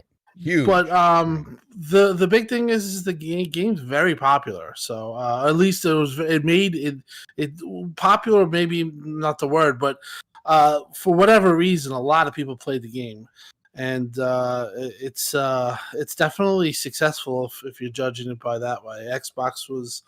I'm pretty sure very happy with. I'm not going to hate on anybody who likes the medium. That's awesome, but I just personally couldn't get into it. Look, it looks pretty though. The graphics, I have to say, good. The graphics are really nice until she moves, and then it's like, okay, I'm done. Well, the thing is about the game, what I saw on social media is, I saw the idiots making fun of it, and I was like, whatever, ignore them. But a lot of people that actually played the game, ended up liking it, and 3 days later they're like, yeah, I beat the game, it was actually pretty good. It's like a lot of people really enjoyed it, especially people that like horror games and all that. A lot of them found that to be really good, and so I downloaded it yesterday. I said I wasn't going to try it out, but Game Pass, so I downloaded it on the Series X, and I'm going to check it out, see how it goes, see if I like it. I just want to add real quick. I got to get out of here, guys. Sorry, I got to go pick up the wife. I think personally it's a pretty good game. It reminds me of the old games, like the old Resident Evil games. I'm a fan of the horror genre, so for me it was pretty satisfying. I understand the combat stuff, but like the story so far seems pretty good. I gotta say, yeah, the animations are a little bit stiff. I do agree with Fonz there. That's really the only gripe I could say about the game. I think the textures are pretty good in the game. It's got freaking ray tracing. A lot of people don't mention that, but it has pretty good ray tracing in the game, especially for the consoles. And it's an independent studio. We're getting this game in Game Pass as well. From what I've played so far, I would say it's a 7.5. Obviously, I got to get more into the game, but I think it's a pretty good game, and I can understand why it's polarizing, because if you don't like the story-driven, slow pace of the game, then you're probably not going to enjoy this game. If you like horror games and you like some of the older Resident Evil games and that style of kind of almost top-down, with the camera angle kind of wild. If you like those type of throwback games, I think you'll like this game. I think overall it's a good game. I give them all the credit in the world for the small studio that they are and what they accomplished, and I think you should play the game. I agree. Play games, not yourself. Oh yeah, definitely. If you haven't tried it, try it out. You may like it. Yeah. You sure? Fonz always sounds like a commercial from the 80s. You might like it. Well, Mikey likes it, right? Fonz? I've gotten to the part where you feed the damn cat and you try to develop a picture, and then I got a phone call, and there you go. I couldn't play it. I came back, played 2K. I'm addicted. I don't know what the deal is with 2K. But you need to quit that. I know. You need to quit. You need to go to rehab for 2K, bro. You've been on 2K for like a good 3 months, bro. Like, I've been on a lot of. Anyone can look the shit up. I've been on a lot of shit for 3 months, but hey, 2K, Modern Warfare, Fight Night, a ton of Fight Night, and a bunch of other crap. Anything else that's come out, Jedi Fallen Order too, man. If you have not tried Jedi Fallen Order, I swear, if I can just get Ashtray Gaming in the chat to just go back and please forgive Jedi Fallen Order for what it's done to you and try it in performance mode on the Series X. It It's so good. Nuke Nukem, shout out to you. He doesn't like it? He doesn't like the combat. Oh, man. It's good, man. It's really good. Yeah, but I do plan on going back and tackling the medium. I hope it's not too long, because that was the thing with Plague's Tale. It was just too long for what it was, but at the end of the day, it does look pretty good. It does look pretty good. Like 6 to 8 hours. Dealer's like, there's a drought. 2K. Fucking 3 months. Hey, I just learned how to cut to the hole. All right? It just took me a while to figure that out. It's my first basketball And game. that may be a reason why a lot of people jump to the medium, because there is kind of a drought. People are waiting to play that next big game, and that's what came out. So they're like, yeah, gonna try it, gonna play it. I will point out though that I usually when this stuff comes out, man, historically I'd be crushing these games in I don't know a week and be done and have a drought for 8 months. You know, there's several years like that this generation. So Obi-Wan, you might be a casual if you play any sports game. Dealer. Obi-Wan, you said casual. you said Doom Eternal was bad because of his jumping. That was the sound of Obi-Wan's casket closing. No, shout out to Obi, shout out to Lethal, moderators of the chat. Of course, shout out to Anthony for becoming a new channel member. Shout out to you, brother, and that nice platinum badge. I do appreciate it. Let me go ahead and say thanks to everyone watching live, guys. If you haven't hit the like button, let's try to get closer to 1,000 for the end of the show. You guys are amazing. And tell a friend. Sean in the super chat says, what do you think about the League of Legends? Is there a League of Legends coming to Xbox, Soccer? I don't know if it's coming to Xbox. I know they're working on a League of Legends MMO. League of Legends Wild Rift coming to Xbox. What? Usually a Rift is like the single lane things. I think that's what it's called. Yeah, the single, like instead of 3 lanes, there's just one single lane. It's just action. And it's a cool, like, good thing to get like a 20-minute game in instead of like a 50-minute game in. Like Rifts are fun. I guess so. I don't know. Lord Starkiller, shout out to you, $25 super chat. Says looking forward to seeing the MLB The Show with the Series X. Hopefully it utilizes some of the power of the Series X and S. Yes, hopefully it does. There's a lot of, we've covered that to death. It would be really cool to see them do that. I don't know. Maybe they won't though. George, he says thoughts on Sega. Apparently Sega is they're splitting themselves from their Japanese branch or something like that. Sega. What's happening there? That is interesting. That's an interesting thing to point out. There's been a lot of rumors, obviously, about Xbox buying Sega. We are in rumor season because news is slow, so everyone is making up their own news. So Miles, you got to kind of pointing out the rumor seasons. Okay, you're making it awkward for the chat. Do you think we're going to get a ton of bad Sega games when this happens? If it does happen? Wow, dude! Whoa, bro! You ever heard of Yakuza? What do you think? Do you think Sonic's going to get a 95 meta when Xbox buys it instead of a 55? I think it's funny. I don't think there's anything that saves Sonic specifically, but it's interesting. It's funny that people say that Xbox is going to go the way of Sega, and then Xbox turns around and possibly buys them. So, yeah, I think there's a real possibility that that'll happen. If I'm being honest, especially after the whole division, because one of the factors keeping Xbox from buying Sega was they did not want the gambling division. That was a deal breaker. They would not purchase any aspect of the gambling division. So now that the gaming is a separate entity, one of the factors for that happening could potentially be that Xbox was in talks with Sega and said, hey, well, Sega had a gambling division like Konami does, or are you mixing up the two? Oh, they were all one entity previously. Now they are separate. But who's like a freaking killer studio? Like, I know Relic Entertainment is amazing, but then they already built their RTS team. What's this? It's more, I think that sort of acquisition would be less about studios and more about IP and getting some market share back in Japan. Because what's the IPs? You have Yakuza, Sonic, yeah, everyone loves Sonic. It's Jet Set Radio. Is it Persona in there?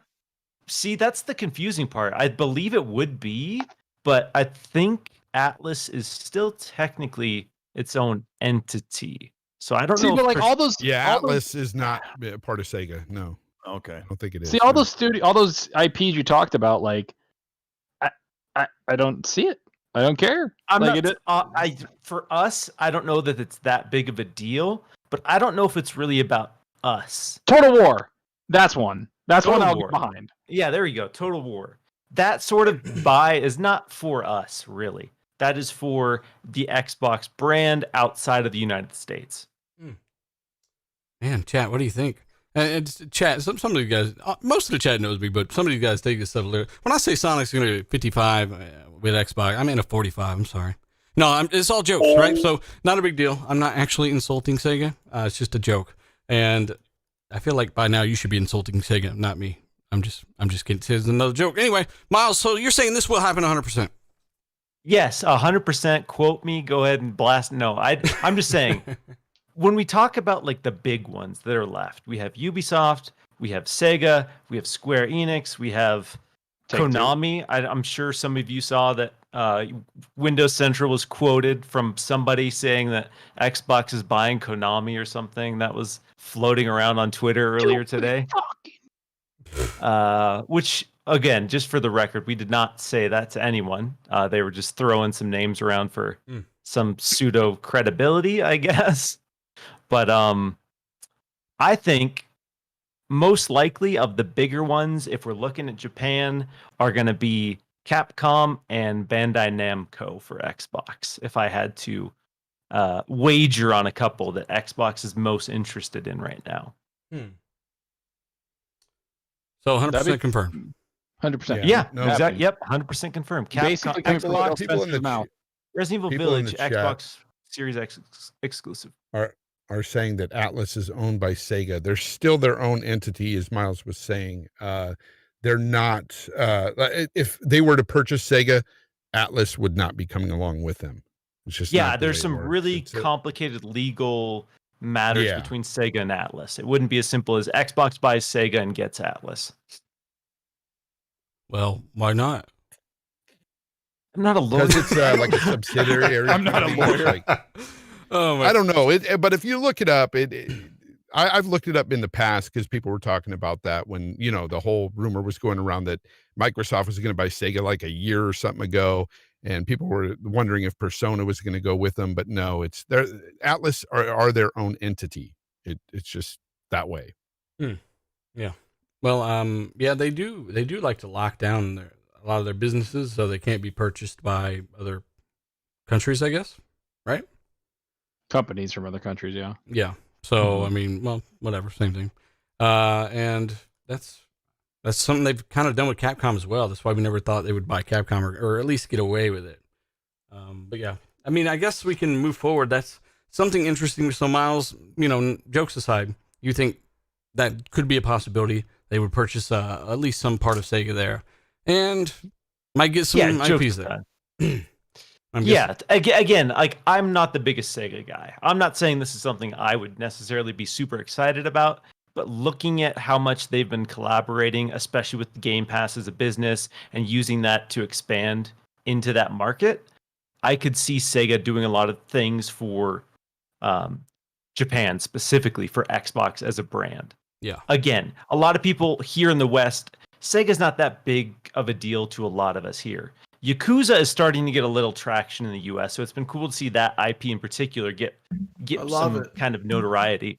But again, that is a legitimate possibility, as boring as it might be for some people. Well, I mean, I guess, again, chat, let us know if it's not Sega and if it's not, some other maybe smaller team, what do you guys think it might be? Let's say those three are real. Chat, let us know what you think those three would be realistically, not CD Projekt Red, and well, half of you probably wouldn't say that anymore, but you know what I'm saying. Tim Dog, I'm glad to see you're back, and I would like your thoughts on the Forza DLC. There's a Forza expansion coming. Windows Central just published an article about this. So we can talk about it. Yes. And what is it? Is it Forza Horizon? Because I saw it in the comment. I didn't even know that they announced it. Did they announce it, or has it just been? It's a leak. It's a leak from a guy saw a thing in the game, and then it's pretty credible. Well, so I mean, it's not a leak. It's I I guess technically you'd have to call it that right now, but yeah, it's Hot Wheels car pack that is coming supposedly ahead of the DLC. So they at least know that there is a pack of Hot Wheels cars coming to Forza Horizon 4. So that's their way of saying, hey, we think Hot Wheels DLC is coming. Hmm. That would be the gist of it, right? So Yeah, pretty much. I hope it which is does. amazing if that's true. I mean, Did you we've say been hearing about you hope this. it doesn't, Zucker? I said I hope it does. The Okay. Forza, the Hot Wheels DLC, it was like one of the best DLCs I've ever played in any game. Especially after It was Treasure freaking Trash insane. Island or whatever it was. Like, I was like, whoa, Oh hang my on. I just came from Hot Wheels to Wait, this. trees can fall over? Never see a tree fall. What the fuck? Yeah, that was, I don't know. Chat, listen to what you thought about Fortune Island. I wasn't a big fan. I would much rather have Hot Wheels in Horizon 4. And, I'd rather, even yeah. the Lego one was okay, but like again, Hot Wheels is just like amazing. Like I was just like, oh man, just make a main game of this. Like shit, I'd play the hell out of it. Mm-hmm. I'm guessing that Colt, you're Forza'd out, aren't you? Yeah, actually I am. I've been trying. I usually play Forza Horizon 4 at least once a week. And lately when I play, I'm like, oh, I've just played so much of 3 and 4, and the DLC isn't very great. Like the Legos was pretty good, but yeah, I'm excited for Hot Wheels because I even went back and played Hot Wheels when this leak came out like a couple weeks ago when I started hearing about it. So I recorded some of the Hot Wheels stuff because it's so good. So yeah, if it's true, which I think it probably is, smart on them because they're not updating Horizon 3. Mm-hmm. So yeah, it's going to be, I mean, again, if you haven't tried, there's a surprising amount of people that have not gone back and tried Horizon 4 on the Series X. Like, it is remarkably, it looks stunning. Yeah, it doesn't get any sharper or any clearer or any smoother or any better. Like, no racer looks close. I was actually bought GT Sport last week, and I played like 2 or 3 hours of GT Sport, and it's a good looking game, a little sterile. I don't know. I really like Forza 7, but compared to Horizon 4, oh my gosh, no racing game touches it in visuals and feel and everything. It's amazing. That's my biased self-talking, but I'd take it to the bank. It's absolutely true. The game's amazing looking and just it's not touchable. Yeah, somebody brought up Killer Instinct. Why is that back on the charts on like Twitch or something? I thought I heard something about that. Yeah, there's like a bunch of people petitioning and getting Maximilian, the big fighting game YouTuber streamer, has been a huge advocate for it. So he was doing, I think, a tournament, if I remember right. Yeah, like and then like 50,000 people watched the championship, like a shit ton of people, and yeah, that's another mismanaged IP from Xbox, but throw it on the pile. Georgie, he says, where's the lead the rumor of Forza Horizon 5? Yeah, we'd always said, I know Rand thought it was going to come out this year. I know for a fact, but I think he's changed that. I think he went back on that. So, I mean, on the show, yeah, we never counted on Horizon 5. I think I said that recently. They probably wouldn't have announced Motorsport before they announced Forza Horizon 5 anyway, right? And we knew this little DLC thing was going to be a thing. They're probably doing this because they plan on stretching the life of Horizon 4. Why would they do that? They're just going to drop 5. So I wouldn't count on Horizon 5 this year. I'd be very surprised, actually. Right. I want a motorsport game. It's been, 3-4 years by the time it's going to come out. So I'm ready for some lap time, millisecond trimming. That's the kind of motorsport that I do prefer. Let's go ahead and move on since Colt doesn't have any more cool information about Hot Wheels DLC coming to Forza Horizon 4. We've got the... Colt, get fired up a little bit, all right? Because this pisses you off. This really pisses you off right here. Series X, I've been getting questions and messages, especially after my post on Twitter. This fucking thing is shutting down like a lot with NBA 2K21, right? Oh, yeah. It's certain other games it's happening some. Yeah, let's see. I can't think of what other games nothing's really ever shut my Series X down, but NBA 2K does, yes. Like every game. It was getting to the point where we would get in at the end of the first quarter and my box just shut off in the middle of the game. Like I was draining threes and starting to get some dunks and getting into the groove, and box shuts off. And it's it's just been trying happening to save you from yourself. I mean, the game. I could see why dealers hooked. Like once you get into the rhythm, like it just feels good to break into an opening, get in the key, and lay up or slam, and like it's just, I don't know. That's why people are hooked on this game. But it's shutting down my box like all the time, and the NBA 2K people aren't saying anything. They're not fixing it. So I don't know if it's happening on PlayStation. Have you heard anybody respond back to your complaints? I mean, as far as I know, 2K are chloroforming anybody that asks. They're not really talking about it. Like everyone's saying. Well, I did a quick search on why it's happening. It says there's like that 20. It says that your Series X is committing suicide because you're playing that game. Oh my gosh! If I was watching your channel with it, it might do that. There's dealers defending for 2K. Look at him. I'm shilling for 2K. You're cracked out, bud. He You're turns cracked on out. his own friend. Soccer. He did. NBA 2K. Hey, I got Lord Attic hooked up too, and that I don't think he ever fucking played a basketball game. So it's something about it, man. When you figure it out, it's like a mindless, just autopilot game. You just go. I mean, you got me on it, so I mean that's saying something. Yeah. Like, so. And it's got me interested in the sport again, which I have not been interested in a long time. So, yeah, it's cool. Ooh, yes. But yeah, seriously, if you guys are having issues with 2K or anything else, shutting your Series X down, I mean, even if you don't have a fucking Series X and you don't have 2K and you want to help fix this problem for a lot of people that they're not really acknowledging right now, you can tweet at them politely at 2K. There's like 50 of them. I tagged all of them. Fuck it. Just try to get their attention because it's He tagged everyone. the least they can do is reply and say, yeah, we know that's a thing. Thanks. You know, that'd be better than nothing. Again, I just wanted to throw it out there. I know Colt was getting pissed. Like, it's hard for us to even finish a damn game. And I mean, it's a true next generation game too. Like, it looks phenomenal. Yeah, it does. Just doesn't stay powered on. What team do you guys play? What team do you guys like? We do team up. What the hell's team up? Play together on the same team. Well, you and Yeah. five I of know, your but friends, what- you you can guys all play star like team a- up, and you can cycle through the best of the best, right, for that position on the East versus West, or you Slow can down. choose a team. Oh, And Yeah. like the nature of the Series X, like it wouldn't be a problem if my box powered off. I can have my box back up in like 25 seconds, but it kicks you off of the lobby of the game, so you're not in it. So I can't just join back. I can't like drop in, drop out. Hey, my box shut off. I'll drop in where the AI took over while my box restarting.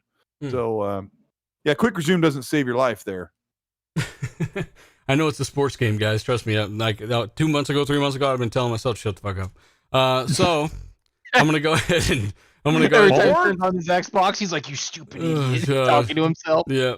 Let me go ahead and we got that super chat, by the way, Viper XMT. Yeah, the document there.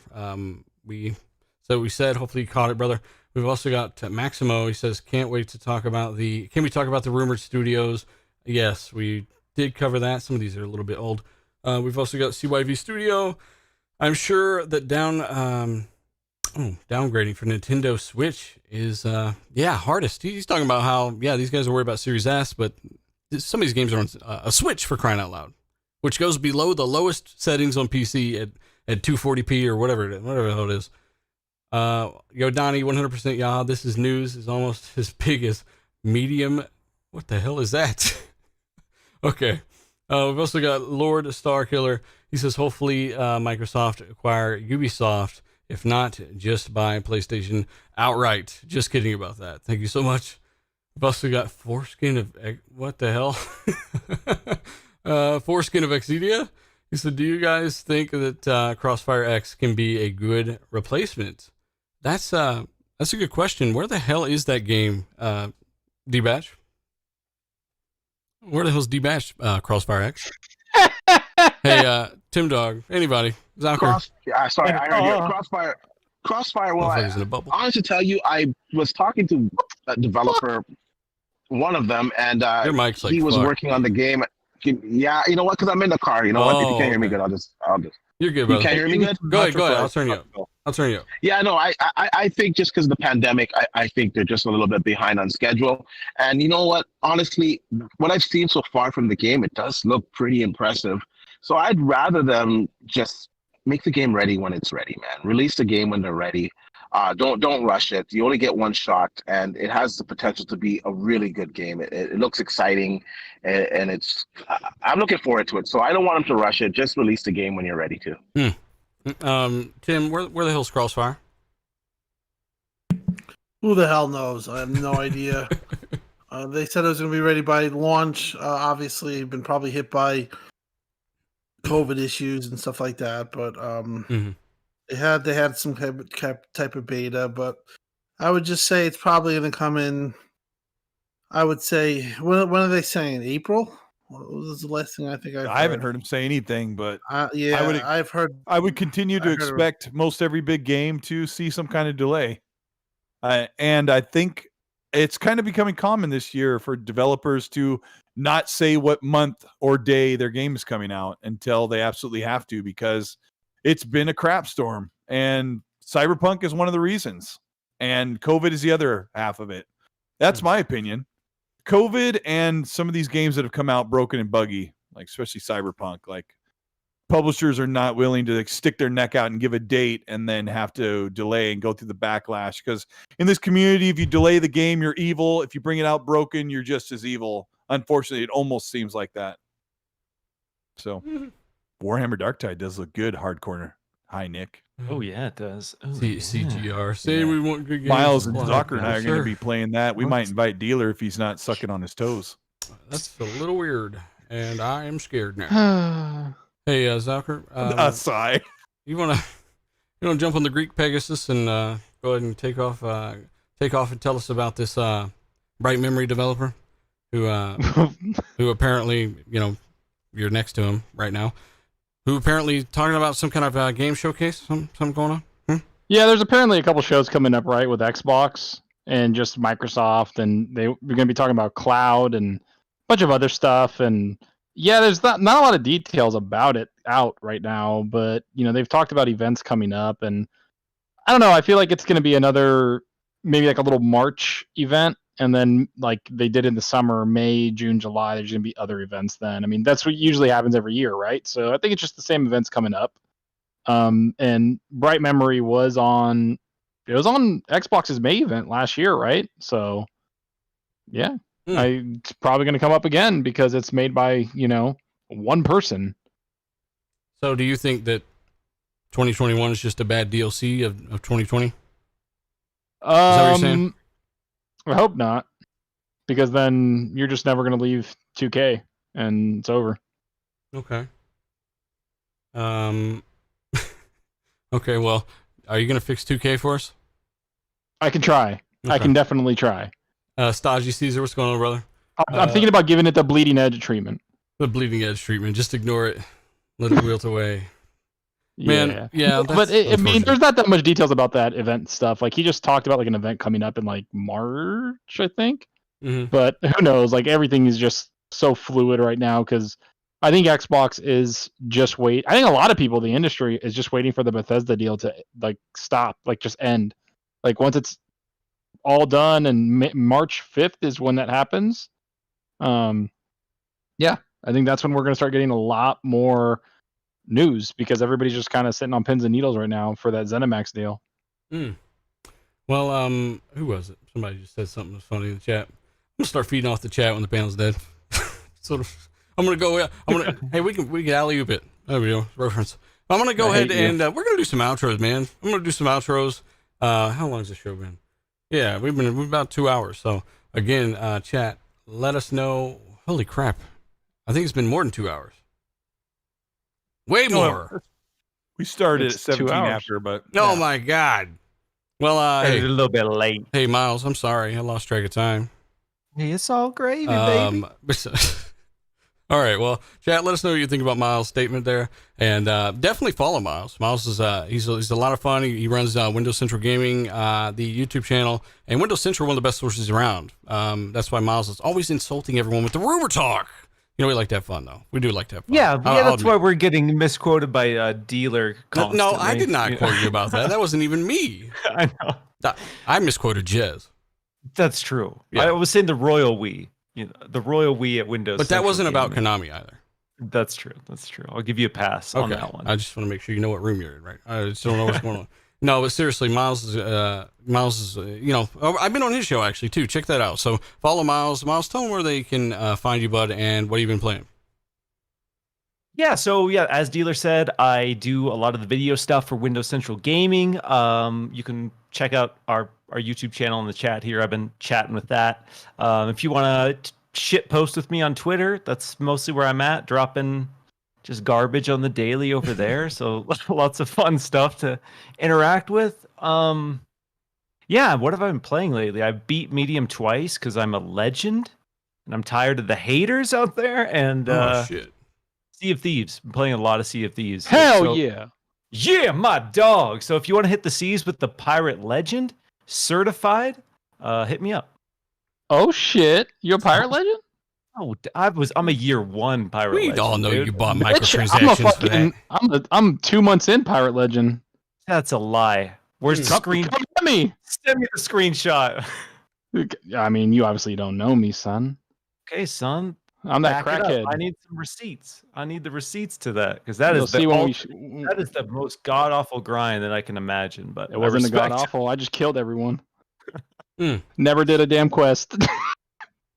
Well, Oh, I see. you guys are I see how dueling you with the play. world's smallest swords.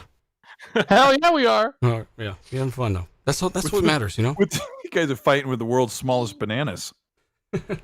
Wow. First of all, Okay. There's It's getting a lot personal more with than it. bananas in the game now, sir. Oh, okay. You could cook fish. All There's right, I'm in. pineapple. There's There's pomegranate. pineapple. You could cook chickens right. also. Antioxidants. Ever heard of them? Yeah. Scurvy. Sorry. Oh man. Such a good-looking Hey, game, by the man. way, Oh. chat, let us know what you think about that weird little argument. And again, hit the like button if you haven't. Maybe tell a buddy, retweet it, subscribe, support these guys in the panel. They do great work. And again, let us know your thoughts in the comments after the podcast or in the chat now. Maybe I'll get to a few people there. But Colt, what have you been playing, man, and where can people find you? Fallout 4. I finally enacted that mod people have been telling me about for like 2 weeks, and wow. Holy smokes. Well, come on, Xbox. Where are you at on this 60 FPS backward compatibility magic? I want to see that so bad. That game feels and looks amazing like that. And tried out Skyrim too, but yeah, that's just great. Well, Fallout 4 isn't back compat, is it? It's a Xbox One game. So it's just, you know. Yeah, you're playing it in backward compatibility, and it's Xbox One X enhanced.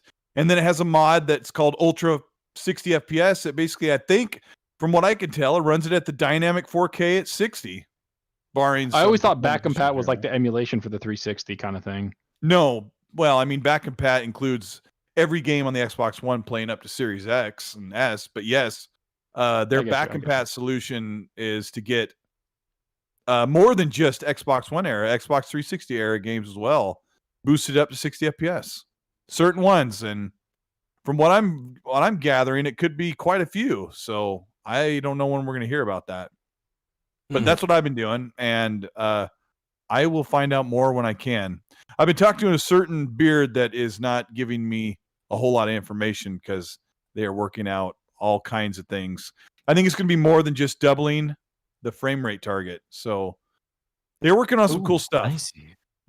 So they gotta get the controllers to stop desyncing first. I think is priority right now. I don't have that problem again, but yeah. Well, I don't know. Yeah, that's me. I've been doing that while dealer sleeps and doesn't go on to the next one. But who's next in line? We've got D Batchimus Prime, but is he even still in here? Yeah, Yeah, I'm here. I'm here. Hey, Yeah, I'm what here. have you been playing, buddy? And where can people find you, man? Thanks for hanging out in the car. You did what you could, Yeah, man. Yeah, I tried. I've been playing a little bit of the medium, not too much time. Just really busy with work, man. So, but the medium, and like I said, I like it so far. You guys can catch me on YouTube at dbatch, and of course on Twitter at d_batch. And it was a great show. And yeah, see you guys next week. By the way, RA89, you're talking about the Fallout mod that gives you 60 FPS, like on the 1X version of that game, running on Series X and back compat mode. It's hard to believe that's 720p, man. Like, Colt, It's not. Seriously, I don't know if you guys have tried it if you got a Series X, but you'll get the 1X version at 60 FPS with just a simple mod. And I am very sure you're getting the 1X resolution target because I stood on a broken Corvega car and I put my nose up to my OLED and I could not see jaggies, and any anti-aliasing would have made a smooth 45 angled edge, and I couldn't see it. So yeah, it looks great. Yeah. But we'll find out. I mean, actually, I think didn't Digital Foundry cover that? They would have talked about what the resolution target was. If it's 720p, then I don't know what the heck is. Well, that's amazing. I don't think it is. Hey, shout out to Michael Monkey Punch as well. Monkey Punch, shout out to you. Game Genie Prime. We've got G Bone. Shout out to you, brother. JoJo, Justin B, John B, the R&B artist. No, we've also got we got Miles. We got Zalker, brother. Tell the people where you can find you and what you've been playing.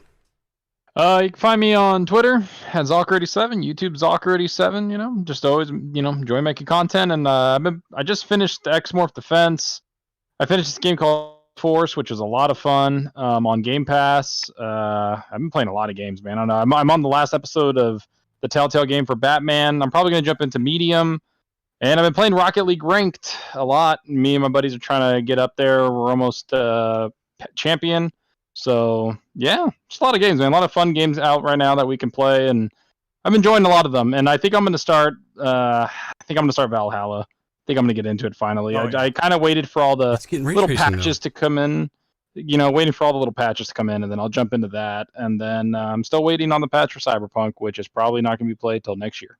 So, sweet. The Simp Army. Shout out to you. Xcoin. Shout out to you.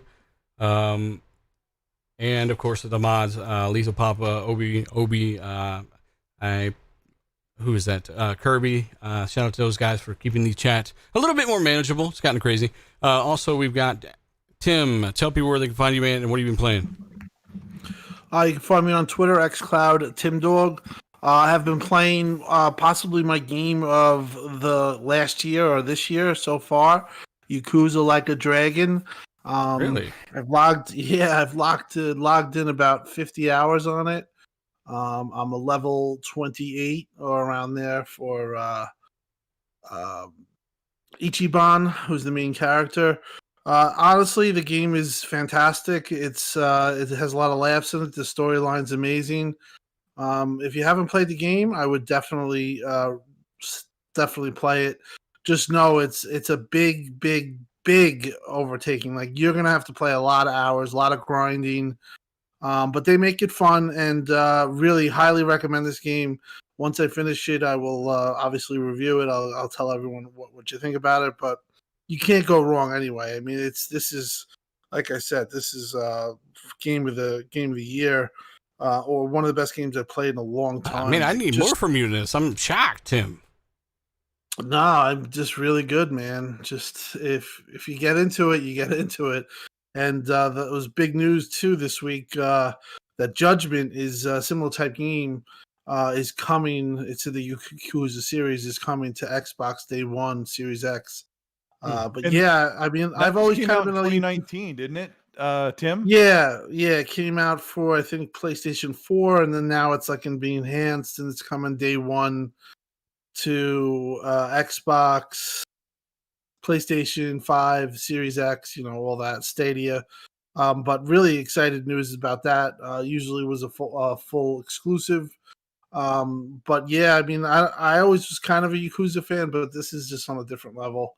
Really check it out if you haven't. Hopefully I'll be finished the next week. It's just, it's endless fun though. Well, that's awesome. Yeah, I'm surprised, but hey, you like it. Does that game have English voice acting? Yeah, it's completely dubbed English voice acting, 100%.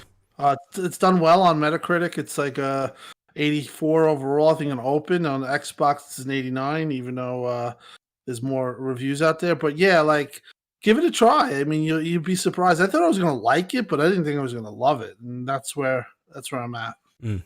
Well, seriously, chat. Let us know what you think. Again, hit the like button if you haven't. Subscribe, all that good stuff. We gotta get out of here. We're all dead. This is Destiny 2 running on Series X. Game looks great. HDR is really, really good in this game, and the shooting's good. But I take nothing back. Anyway, thank you guys for doing what you do. We're gonna get out of here. Again, Colt, tell everyone a story while I stall here. Go ahead, Colt. Start that story. It was a night that I never forgot. All right. I don't tell stories. Come on now. All right, I'm cutting. But is that all? Thanks. Okay. No, thanks, guys. Thanks for checking in. We're and off. Miles, We're thanks off. for being with us. Yeah. Miles.